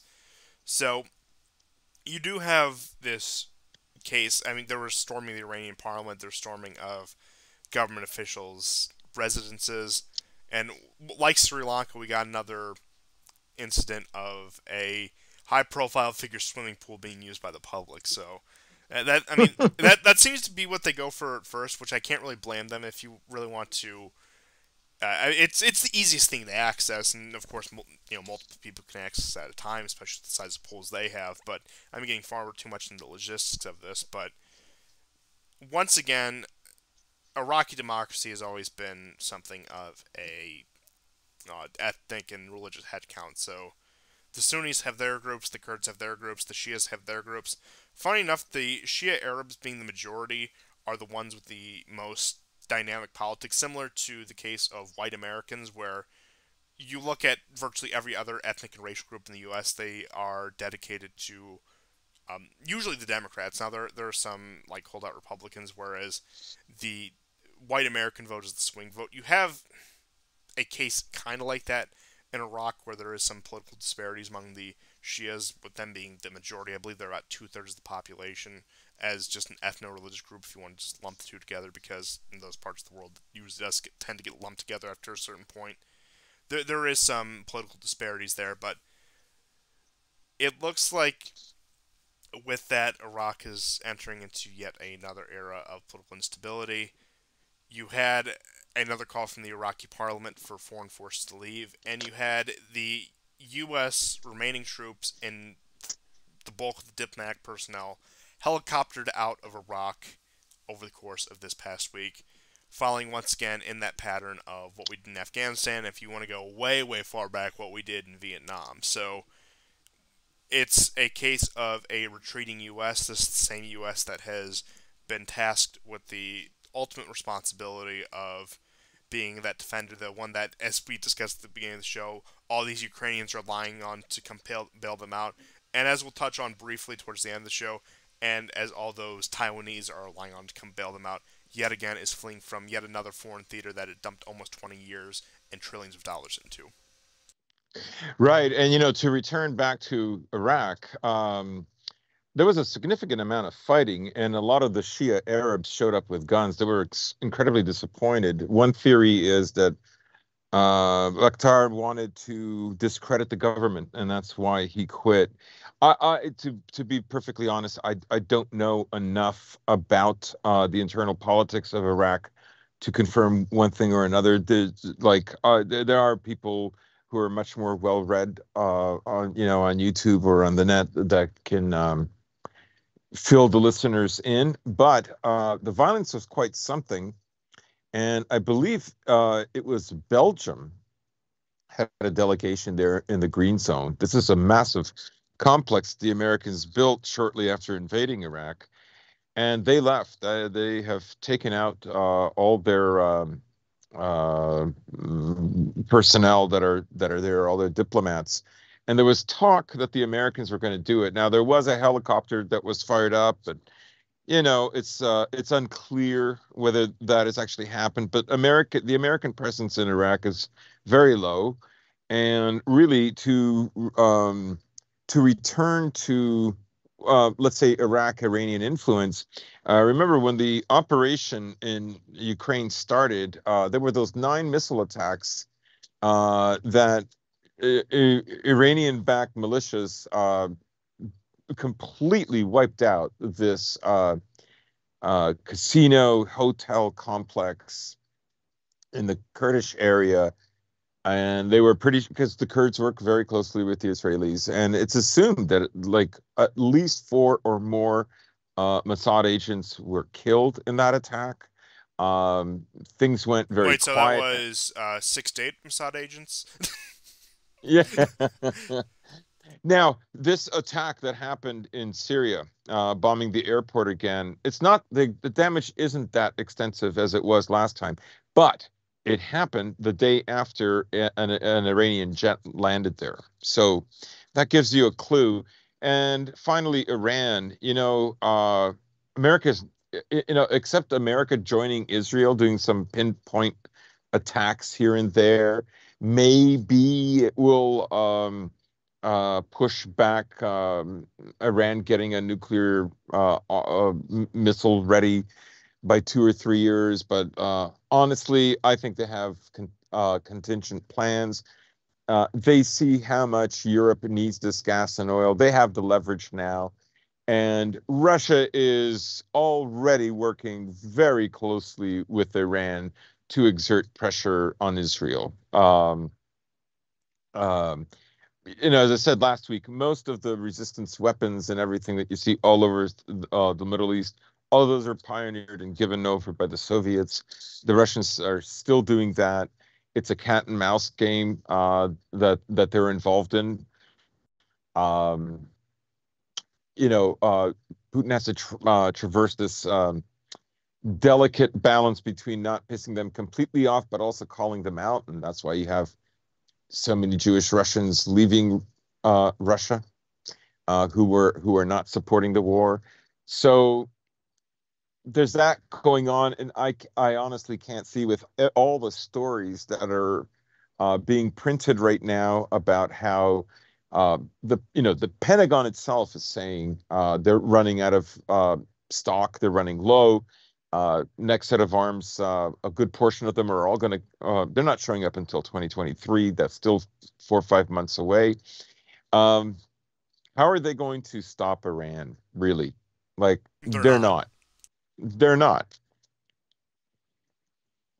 And it does bring up, and I just want to say this briefly before we get into some of the news about Biden and Hmm. his inflammatory speech, is the U.S. from 1991 till about, I would say, 2018, you know, halfway through Trump's term, just under halfway through Trump's term, had ample opportunity to cut back on its commitments, yet still have the authority and leverage to put its successors in a position that would be much more favorable. For example, something such as a, to some degree, remilitarization of Japan in the face of a rising China, or the bolstering of various European countries or an integrated European force to keep Russia in check and give Europe more autonomy and self-governance in order to take the burden off of the U.S. that it held during the Cold War. The Middle East wasn't really anyone they could turn to when it came to U.S. goals there. There wasn't really anyone they could farm it out to, except maybe if we're getting into Thomas Wichter posting. I miss Thomas Wichter. He was one of the most entertaining Twitter accounts I've ever He seen. really was. But yeah, I doubt the Gulf like the Gulf community cooperation or whatever the hell he was trying to sell the world on would have succeeded. But point being is, there were, over the course of almost 3 decades, countless points in which the U.S. could have delegated responsibility to various vassals. I think exchangeless vassals will have higher autonomy. Now, they're still economically interconnected with you, and you're still, and we're talking, 90s, 2000s America, you are still the undisputed economic champion. There were various chances to, again, outsource all of these things. Stuff we actually should be outsourcing rather than our jobs and industry. But every time that came up, it was squandered. It was pissed away.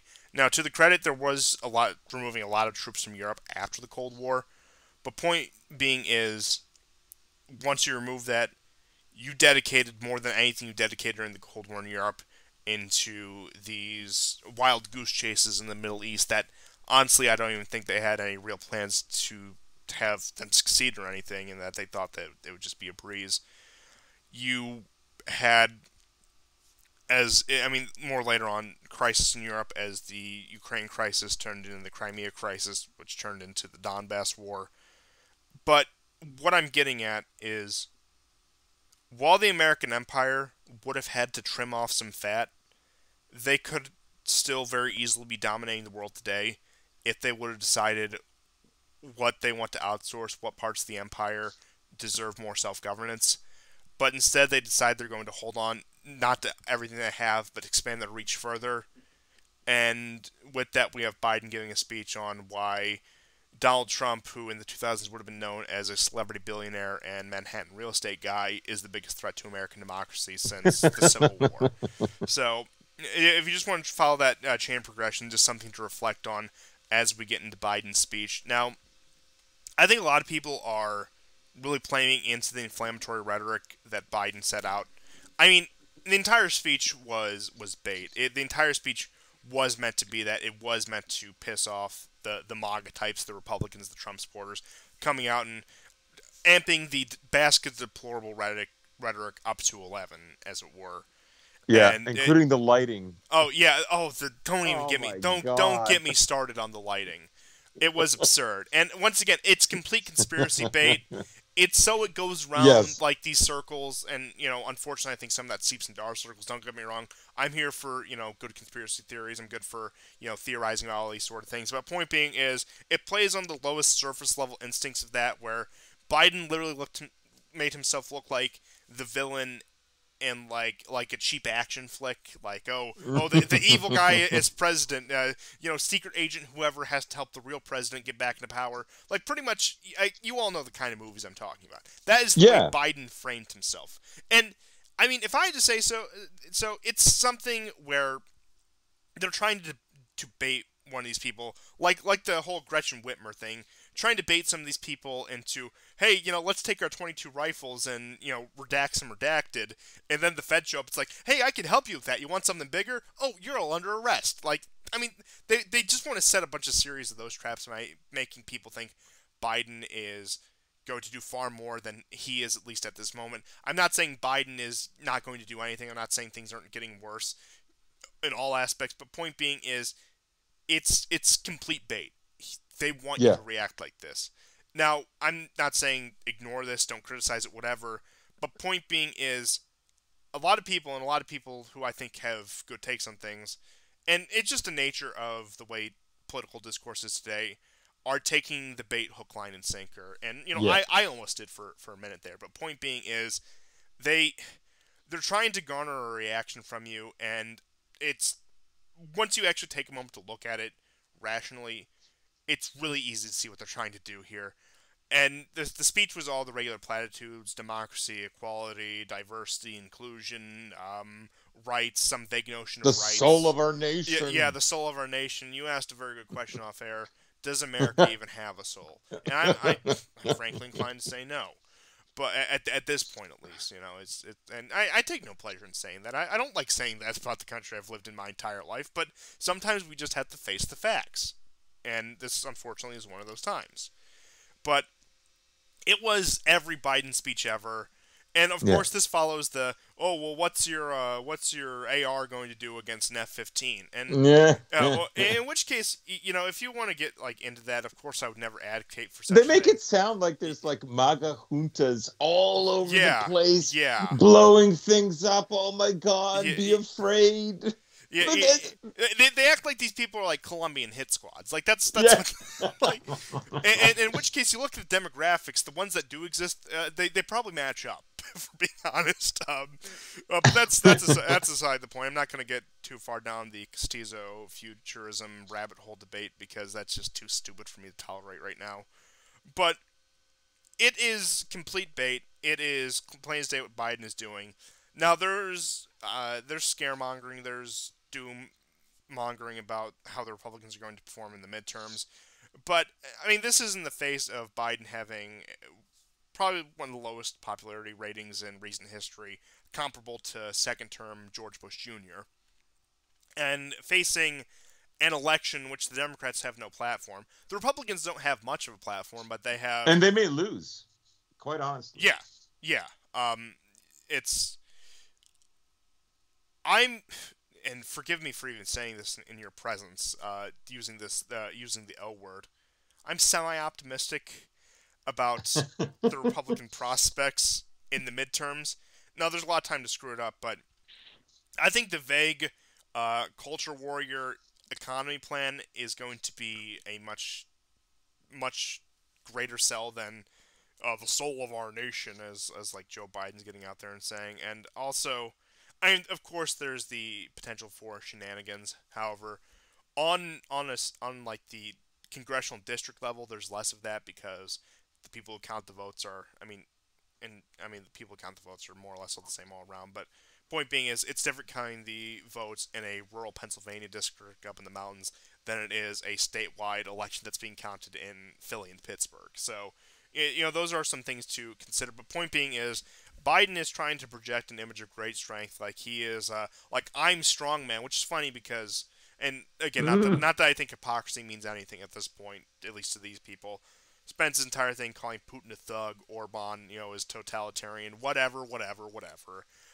He's trying to put on this strongman image, like I'm large in charge, I'm Joe Biden, and this is how America's going to work, and we're going to defend our democracy against what is really a phantom threat. And Yeah. some people say this is gearing up for that they're eventually going to put Trump in the can. Now, I wouldn't be surprised, and really, I think the saddest part of all of this is you have swaths of people who are going to be put on all these watch lists and all these, no-fly lists and whatever else for a guy who ultimately gave them a stopgap in immigration at most, a few points in GDP growth, and an embassy in Jerusalem. I think that's really the saddest part of all of this. It's pathetic. And actually, people who are really happy about that actually really like Biden. He has something like 72% approval rating, and other groups much less. Whites who are Democrats, it's below 50 easily. I mean, I think, watching it, I could see how this would appeal to like all the conspiracy channels. Look what they're doing. I mean, look, they're controlling your outrage cycle in the same way that Tucker Carlson controls the liberal outrage cycle.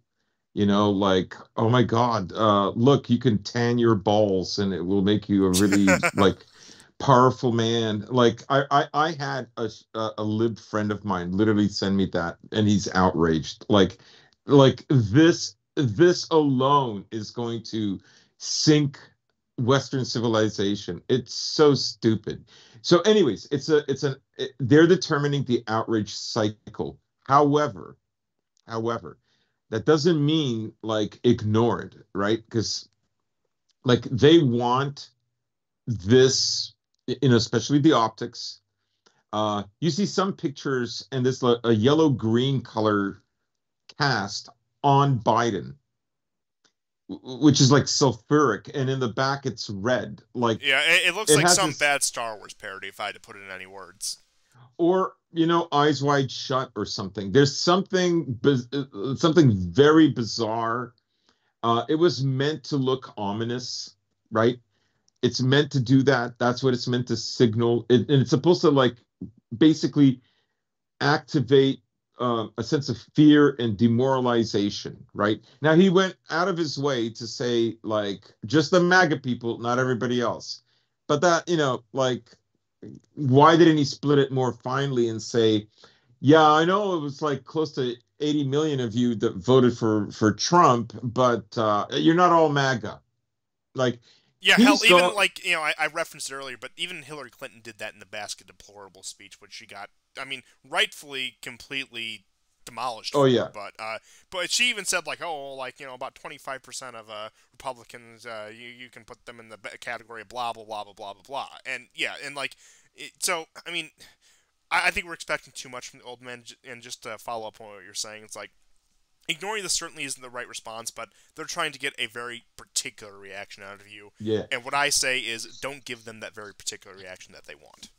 Right. So January the 6th was a total failure. Part of the reason this is happening is because the January the 6th, the committee, the investigation, the lawyer for the Oath Keepers was arrested today. There's somebody else that has been given 10 years prison. You see this like happening all across the West. Paul on the People's Square yesterday said that there was a Polish guy that was arrested for 3 years for saying we should seek an alliance with Russia. Just for him saying that, no And I charges think were he ever was a formally politician, a placed. former politician too. Yes, yes, and he was thrown in prison for 3 years with no formal like charge, right? And some of these guys, were over a year and a half now. They're still in prison, no formal charges, right? But they're fighting for democracy, right? There's no hypocrisy. There's only hierarchy, and as Aaron McIntyre would say. So the whole point of the optics was to get everybody scared and reactionary, and maybe hopefully like some crazy dude, let's say with on the level of Pizzagate, with an AR-15. Now that happened recently and it got swept. It did not carry the news cycle. And as I say, the January the 6th thing, that was a flop. People were not paying attention. Yeah, and also They're not to mention trying to hype up the this emergency that's not there. People in America are not feeling it. oh And no, they're not. the only thing I think now, okay, like if what he is saying, he's, let's say, mostly serious about, like, you know, in Minecraft, somebody is going to have to take a bullet in Minecraft on his team to get the proper outrage, to declare that the MAGAPEDs are truly terrorists. Yeah, like Like if they rather if they than really want to do sacrifice, this, rather than sacrificing pawn, they might have to sacrifice, say, like a rook or a bishop if you want to keep chess. yeah. Like that's what it would take. That's what it would take.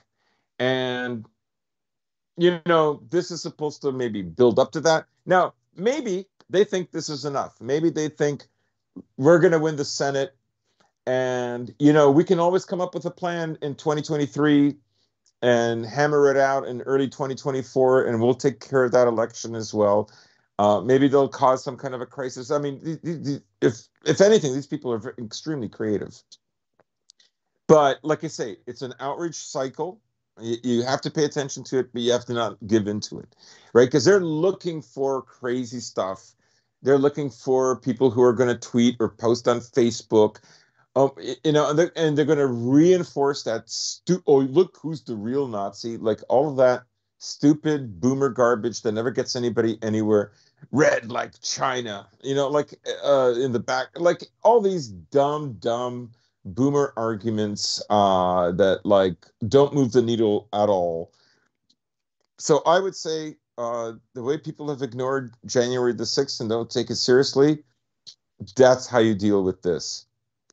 Put in the back of your mind, pay attention to what's developing, but don't give it credence. Yeah, Like, honestly, like most things, I think the best approach to this is just to make fun of it, just point and laugh. yeah, exactly. Just make fun of it. They really don't know what to do with that. And it is true what anyone thinks about Trump. Like he did literally break them, because I think what he revealed was they have more enemies than they thought. Right? That's what Trump's victory meant. That their grasp of power isn't nearly as complete as what they had thought. And that is really their mission, is to centralize their power even more so, to get to that point where every bond will be a bond with the government. That's the only legitimate bond. And all other bonds, familial bonds, all of that has to be tertiary or less. This is why he had falling out between friends, people getting divorced over did you vote for Trump or not. And this was ramped up. You had like kids that turned in their boomer dad for going to the Capitol on January the 6th. They want that because that enhances the centralization of power by the state. Yeah, any non-state center of power they can break down, whether that be Yeah. religious institutions, just the family. I was about to say, like, even down to the basic unit of the nuclear family, like they will do it because it enforces that the only authority is the state. I mean, yeah, they'll break down, religious institutions, families, clubs, any ethnic or racial bonds. Within reason. Now they'll promote some in order to break down others, but I mean, don't think you're not next on their list as it were. So, Mhm. yeah, you're touching on the fundamental point. This all is about centralization. This all is about trying to create an air of paranoia in a large swath of the American population that justifies them going much further than they would normally allowed to be. Now, do I think Biden is going to, start breaking, using the feds to start breaking down doors and do what they do in the UK and detain people over tweets for 12 to 24 hours? I don't know. Maybe not now, Probably but not at maybe this later. point. And I dare I even say I think the UK actually has better security infrastructure for something like that than the US does. I could see just the sheer incompetence of the feds foiling something like that to any great degree, but maybe I'm a bit too optimistic or pessimistic depending on how you look out at that situation. But Hmm. I mean, I can't really be outraged. I can't really feel anything aside from this. And like I said, the best advice I could give you about these sort of things is point and laugh. Just delegitimize it. Don't give it any Yeah. credence. Delegitimize it. And I do Yeah, think, laugh at it for the lameness that it is. yeah, Now, it is there to activate like unhinged liberals. It is there, right?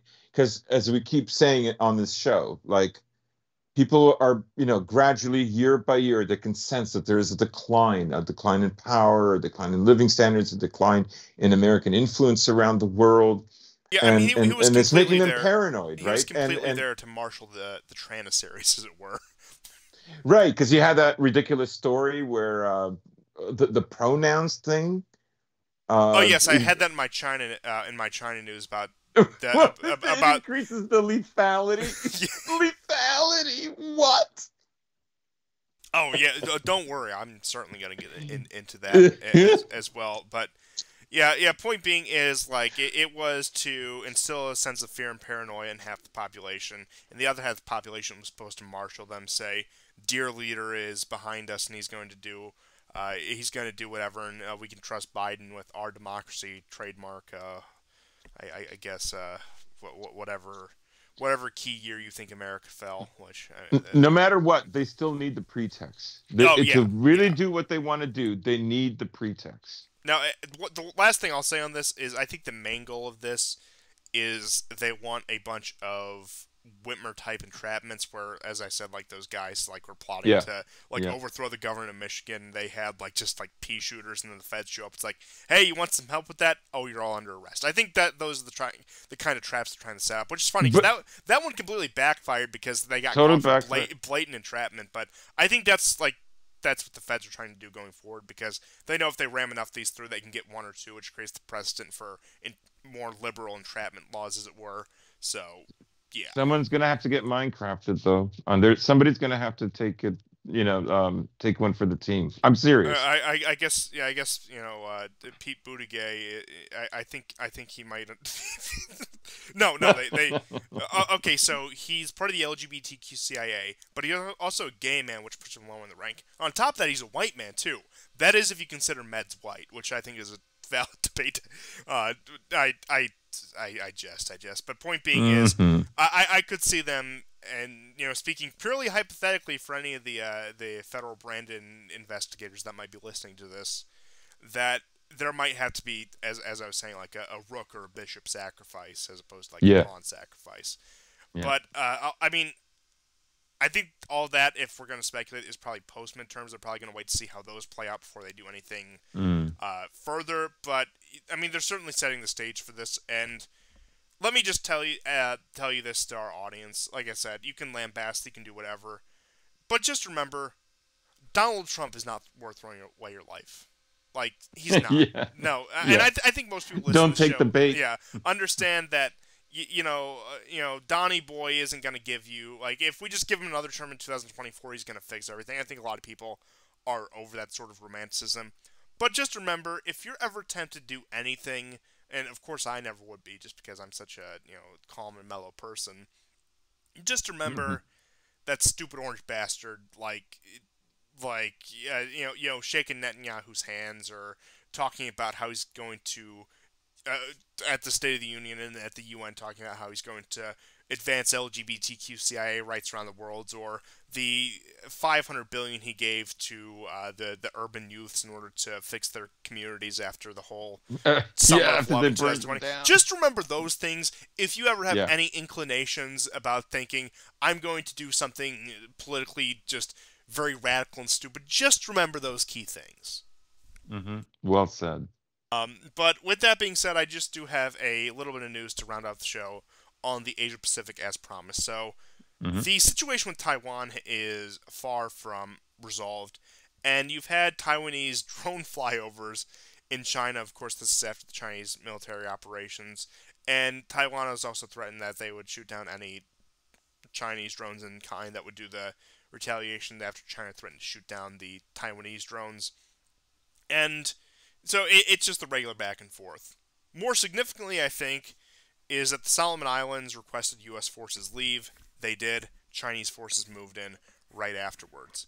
And I'm also going to get into something why I have given significantly less attention to China in the past few weeks, even though a lot has been happening in the Asia Pacific. That's not to write off as irrelevant or anything. I think what's happening there is very relevant, and I've tried to touch on it. But there is, and I think it was National Review that put out this article, this strain of thought among a lot of mainstream conservatives that Russia and China are either going to A, turn on each other, which, and that's gone out the window ever since the Ukraine conflict, or that China is going to completely subsume Russia into a vassal state.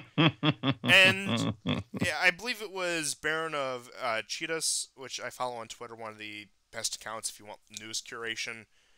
He was referencing that article, and I just need to grab a specific quote from him on that because I thought it was really good. And this is actually an exchange I had with him and brought it up because I just want to get the exact quote here, so I just need to dig through my notes to find that. So, because I had sent this to you and I wanted to bring it up Yeah. on the show.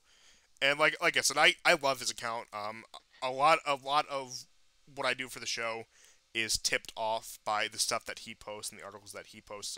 Great news curator if you want to keep up. I mean, I one of these days I should just message him and see if I can get him He would to. be a great guest. Oh yeah, absolutely. But I mean, Yeah. Excellent guest. You know, the thing I like is how year after year, you and I completely bucked the trend. And, all the right-wing circles that said the opposite. We just always, every year we said, and this year, Russia and China will actually grow closer together. oh yeah, I mean, again, like these trends are pretty plain to see. Okay, so his commentary on this article. He was complaining about some of the points in the article, saying that conservatives can't get off this delusional fantasy about Russia and China having unequal treaties and that China is going to overcome it. And it's really a cope for the complete and utter destruction of the Nixon Kissinger foreign policy achievement Yeah, yeah, yeah. of Like, creating what do of you care? You don't yeah, live in China. You don't live in Russia. Why does it concern you so yeah, much? of like creating like that like trilateral position where Russia and China were split apart just enough for the U.S. to exploit that advantage. Once again, Mm. complete stroke of foreign policy genius by the U.S. And so I tell him, if anything, I think China is far more dependent on Russia than vice versa. And he pointed out just in terms of their actions, China and Russia have had interesting differences. So Russia, and this is a quote from him. Russia has acted decisively militarily in response to attacks on security and co-ethnics abroad. China has yet to respond to the U.S. frequently trying to annex a legal part of its country with anything except words. Now, I think just as a general statement that serves it now, of course, you can get into the nitty-gritty of the Taiwan situation. But point being is, even before the military operation started in Ukraine, you had support to the Donbass, you had volunteers to the Donbass, you had some degree of interference in Ukraine. They put down the color revolutions in both Belarus and Kazakhstan, where Russia has been much more proactive in asserting itself against the American Empire. I know, like, China has far more economic ties and the dynamic is a bit different, but point being is, just looking at it on a surface level, Russia has acted much more decisively to defend itself and its interests than China has, whereas it seems like China is interested in playing this legalistic game. Now, I will say once again, I think the Taiwan situation is completely in favor of the Beijing government as opposed to either Taiwan or the U.S. or anyone else in Asia for that matter. But it does show a striking contrast about people who talk about the ascent of China. And, I mean, it's undeniable China is ascending. It's the second largest economy in the world. It's only a matter of time before it supplants the U.S. I believe 2028 is still the figure that they're running on, which it'll probably be sooner at that point. And, again, I'm not trying to downplay any of that. But in terms of actually exerting itself, and once again, I'm not trying to downplay the Chinese investment, Russia has been far more successful in actually behaving like a great power, whereas China simply, at this point, still behaves like an economic power. Now, Hmm. again, I don't. I'm far more well versed in Europe and the Middle East than I am Asia Pacific, so if I have any gaps in my knowledge, forgive me for that. But I can't name any theaters that maybe China should more directly intervene into. But at this point, like I said, maybe it's because a lack of need, which I would dispute. China acts far more like an economic power that has a strong military behind its back than an actual great power that has more to shoot out. Because Russia, Aren't again, you forgetting something? oh, what am I forgetting? Please do tell. Well, China's recent battles in the Himalayas versus the Indians, where they're Oh yeah, knocking, the literal killing, stick impaling. fights. They were chucking logs at each other and trying to Oh my push. God, it's so gruesome with killing each other with iron rods. Oh, Oh my God. I I completely forgot. It's so gruesome. Yeah, it was like that three-way brawl. Like you had the Indians there, you had the Nepalese, and you had the Chinese, and like again, like it was just a fist fight, and they were like picking up logs and crowbars. Like that was, I completely forgot about that. Yeah, but that shows China is a real great military power. And like I said, none of this is to downplay the idea that China is ascendant. I'm not trying to go into any like sort of massive cope here, but I think China either doesn't. They'll have to act. Yeah. They will have to snap out of this Yeah, I mean, eventually. China will need to do something if it wants to really be the great power that people are trying to think it is. They need, I mean, and maybe it will be in the case of Taiwan, but they need their Crimea moment. Whereas Russia, like I said, economy when it comes to the economics, they're dwarfed by China. But when it comes to how dynamic they are with dealing with both friends and adversaries, it's no competition. Yeah, yeah. I mean, Russia is now apparently they've started using Iranian drones, and Russia has sent them S-400 systems. I mean, that doesn't make the West or Israel very happy. Oh no, not at all. Um, And I'm not saying it because I don't like these like grand predictions, but I'm just saying, and this is a very unpopular opinion in a lot of parts, a lot of, like, and this is like across the political spectrum, across like no matter what view. China is still the junior partner to Russia. It's like I said, you can talk I about can China. just imagine how infuriated it'll get. You can talk about China's economic prosperity all day, and like I said, I'm not here to downplay that. But when it comes to actually behaving like a great power, actually behaving like an empire, Russia blows China out of the water 9 times out of 10. Yeah, it's literally fighting a war, two wars in Syria and in Ukraine, all by itself. And arguably a third front might Virtually open, no like, allies at all. Yeah. Right? It's just saying, can you just buy our gas and oil till like they calm the F down? And meanwhile, you have all of Europe, all of America, all that prosperity, loaning all the weapons, trying to get as many bullets into Ukraine to fight like this, and it's just them. There's literally no allies, nothing, right? No volunteers coming from 10 different countries, making up like the size of 2 or 3 brigades, fighting on their behalf. Nothing. They're just alone. And yeah, um, I agree, and I think part of the American strategy is to make China look weak. The humiliation itself is there to force the Chinese to accept that they can only ever be an economic power. And it does play on certain historical traumas. For example, how they play on Yeah. how we discussed with the whole Hollywood thing, where you had a lot of Hollywood types, singing the praises of the Soviet Union in order to play on that that desire within many Russians to be seen as more Western. Well, in many Yes. ways, you're playing on China's history of having been kicked around by Western powers so much that hey, we can do it again, and you're nothing more than just a manufacturing hub to us. So I do think it's part of that psychological warfare where they're trying to convince the Chinese that you're not a great military power. And once again, within the next few years, China will need its Crimea moment if it wants to continue to be taken seriously by everyone else. Yeah, and we should remember Pelosi was nothing. I mean, Europeans, other Americans since then have been going in, landing in Taiwan, right? Like that's still going on, regardless of the exercises that the Chinese are doing. China could definitely inflict a lot of damage. They have their rationale for it. They're going to go slow. Yes, America needs them to do something more quickly than China does, but there's an accumulative humiliation process going on, and they have to find a way to deal with that because essentially China's partnership with America and virtually everything that drove them to join the WTO, the World Health Organization, all of this stuff was done because they thought diplomatically they would eventually get back Taiwan, right? Yeah, they thought they could play by the rules, and I mean, Yes. you already had it, and who knows? Maybe if things went differently, if like Nixonism wasn't completely discredited because of the whole Watergate scandal. Yeah. I mean, you had that. It was heavily implied that we do not give a damn about Taiwan when the U.S. delegation went over there. I believe it was in '72 when they actually finally made the trip. Negotiations opened up in 1970. But point being is, like, we don't give about Taiwan. It's not of some great strategic importance. You can have it, just play wedge against the Soviet Union for us. Yeah.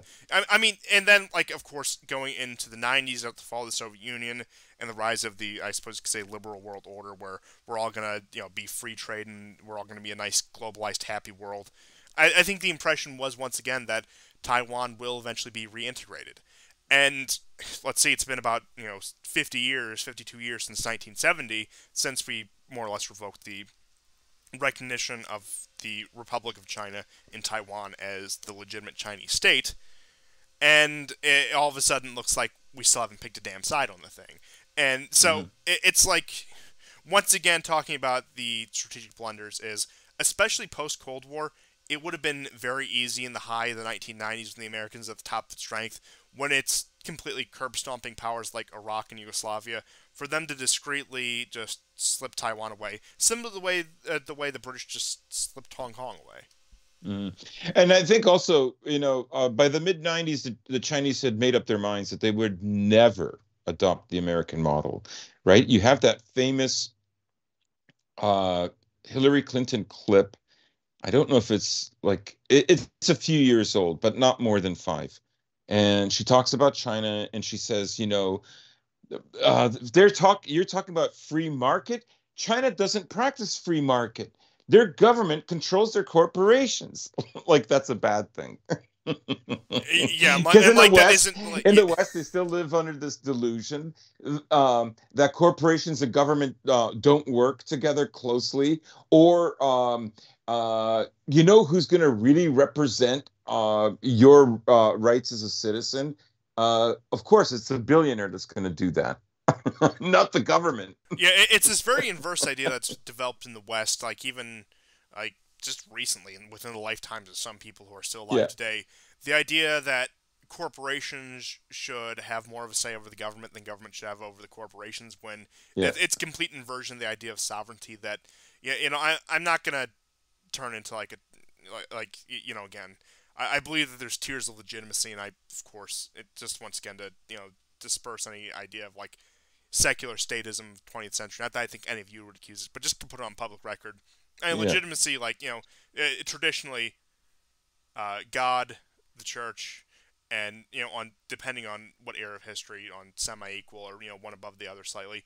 Then keep the state. The merchant low. The merchant must never be nobility. Exactly. The merchant must never be the nobility. That's exactly what I'm trying to get at right here. Forget stupid arguments about capitalism versus socialism. Nonsense. this is a merchant class that thinks the economy works it for should you. pilot the You don't work for the society. economy. That's the Yeah, mindset you have to have about it. And capitalism and socialism, and pretty much every late 19th economic ideology onwards, it works on the impression that you work for the economy and the economy doesn't work for you. right, right. So, um, I would say in China's case, the merchant is subdued. The merchant is below on this vertical plane over the government, and And that in many yeah, ways, I would agree. But I think that's more recent development. I mean, especially with if you've been keeping up with internal Chinese politics, with Xi Jinping's fight with, I suppose you call the Shanghai faction yeah, of the Chinese Communist Party, where I mean, because like those are the merchants, those are the people who want like more integration with yeah. the West. Like I he, think that's why he did the whole COVID thing there. yeah, like I mean, he's been doing this He since wanted to make 2017. them feel the pain. Like you are not going to challenge Beijing, you know, or I'm going to do this to you. And I have said that for months. So, anyways, sorry, Yeah, I but interrupted. no, it's no problem. It just gets in that internal Chinese politics thing where, once again, I think the key for any nation, if you want to survive as an actual nation, not just an economic zone, is make sure the merchants know their place, which is Hmm. just above the peasantry. You know, it's like you, Yeah, like, make the merchant afraid oh again. yeah, and I'm not even talking about ethnic merchants. I'm talking about like I don't No, care. we Yeah, know. yeah. Like I'm just You're clarifying. Like gonna. I am not using merchant as dog whistle. I don't care if you're founding stock of that nation. You're still a merchant. You still need to know your place in the hierarchy. That's all I have for tonight. Did we miss anything? No, well, we were going to finish up on the Dugan thing. Oh yes, dude. Yeah, so Dugan. this won't take Yes. long. So go ahead and wrap us up. So, as far as the investigation goes, this happened only about, I think, a couple of days after we aired the program. So the FSB has identified a saboteur involved with Natalia Volk, that basically assassinated Daria Dugina. Um, his name is Bogdan Tsiganenko. Tsigan, by the way, is our word for gypsy. He's a 44-year-old and a citizen of Ukraine. I had uh, an area where he's from, but anyhow, if you look for this guy on Telegram, you'll see the videos where he's crossing borders. He's in association with her car and whatnot. So, what's going to happen? I mean, it's virtually out of the news cycle now. You still see the odd, ridiculous story. Dugan assassinated his own daughter to gain, like, it's just so dumb. Um, or Putin did it. It's just massive cope. But I did also want to mention that I saw a very interesting interview yesterday on the Gonzalo Lira report. Formerly Coach Red Pill. He had Michael Millerman and Mark Sloboda on, and the discussion of Putin and Dugan came up, and we wanted to emphasize on the last show how there is no formal tie between Dugan and Putin, right? Dugan literally wrote a book called Putin versus Putin, a whole book dedicated to criticizing Putin for not having a coherent ideology for Russia and therefore a vision. He would criticize him and say he's liberal one moment, then he's post-Soviet, then he's a traditionalist.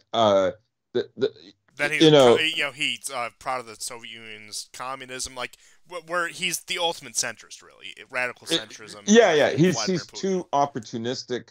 The people need an ideology. I would say Dugan is right about that, by the way. And second of all, Dugan does not like China. He's a Eurasianist, but that doesn't necessarily include China. Okay, he's more of an old-fashioned, even though he's a neo-Eurasianist. And Eurasianism was a Christian Orthodox political movement, by the way.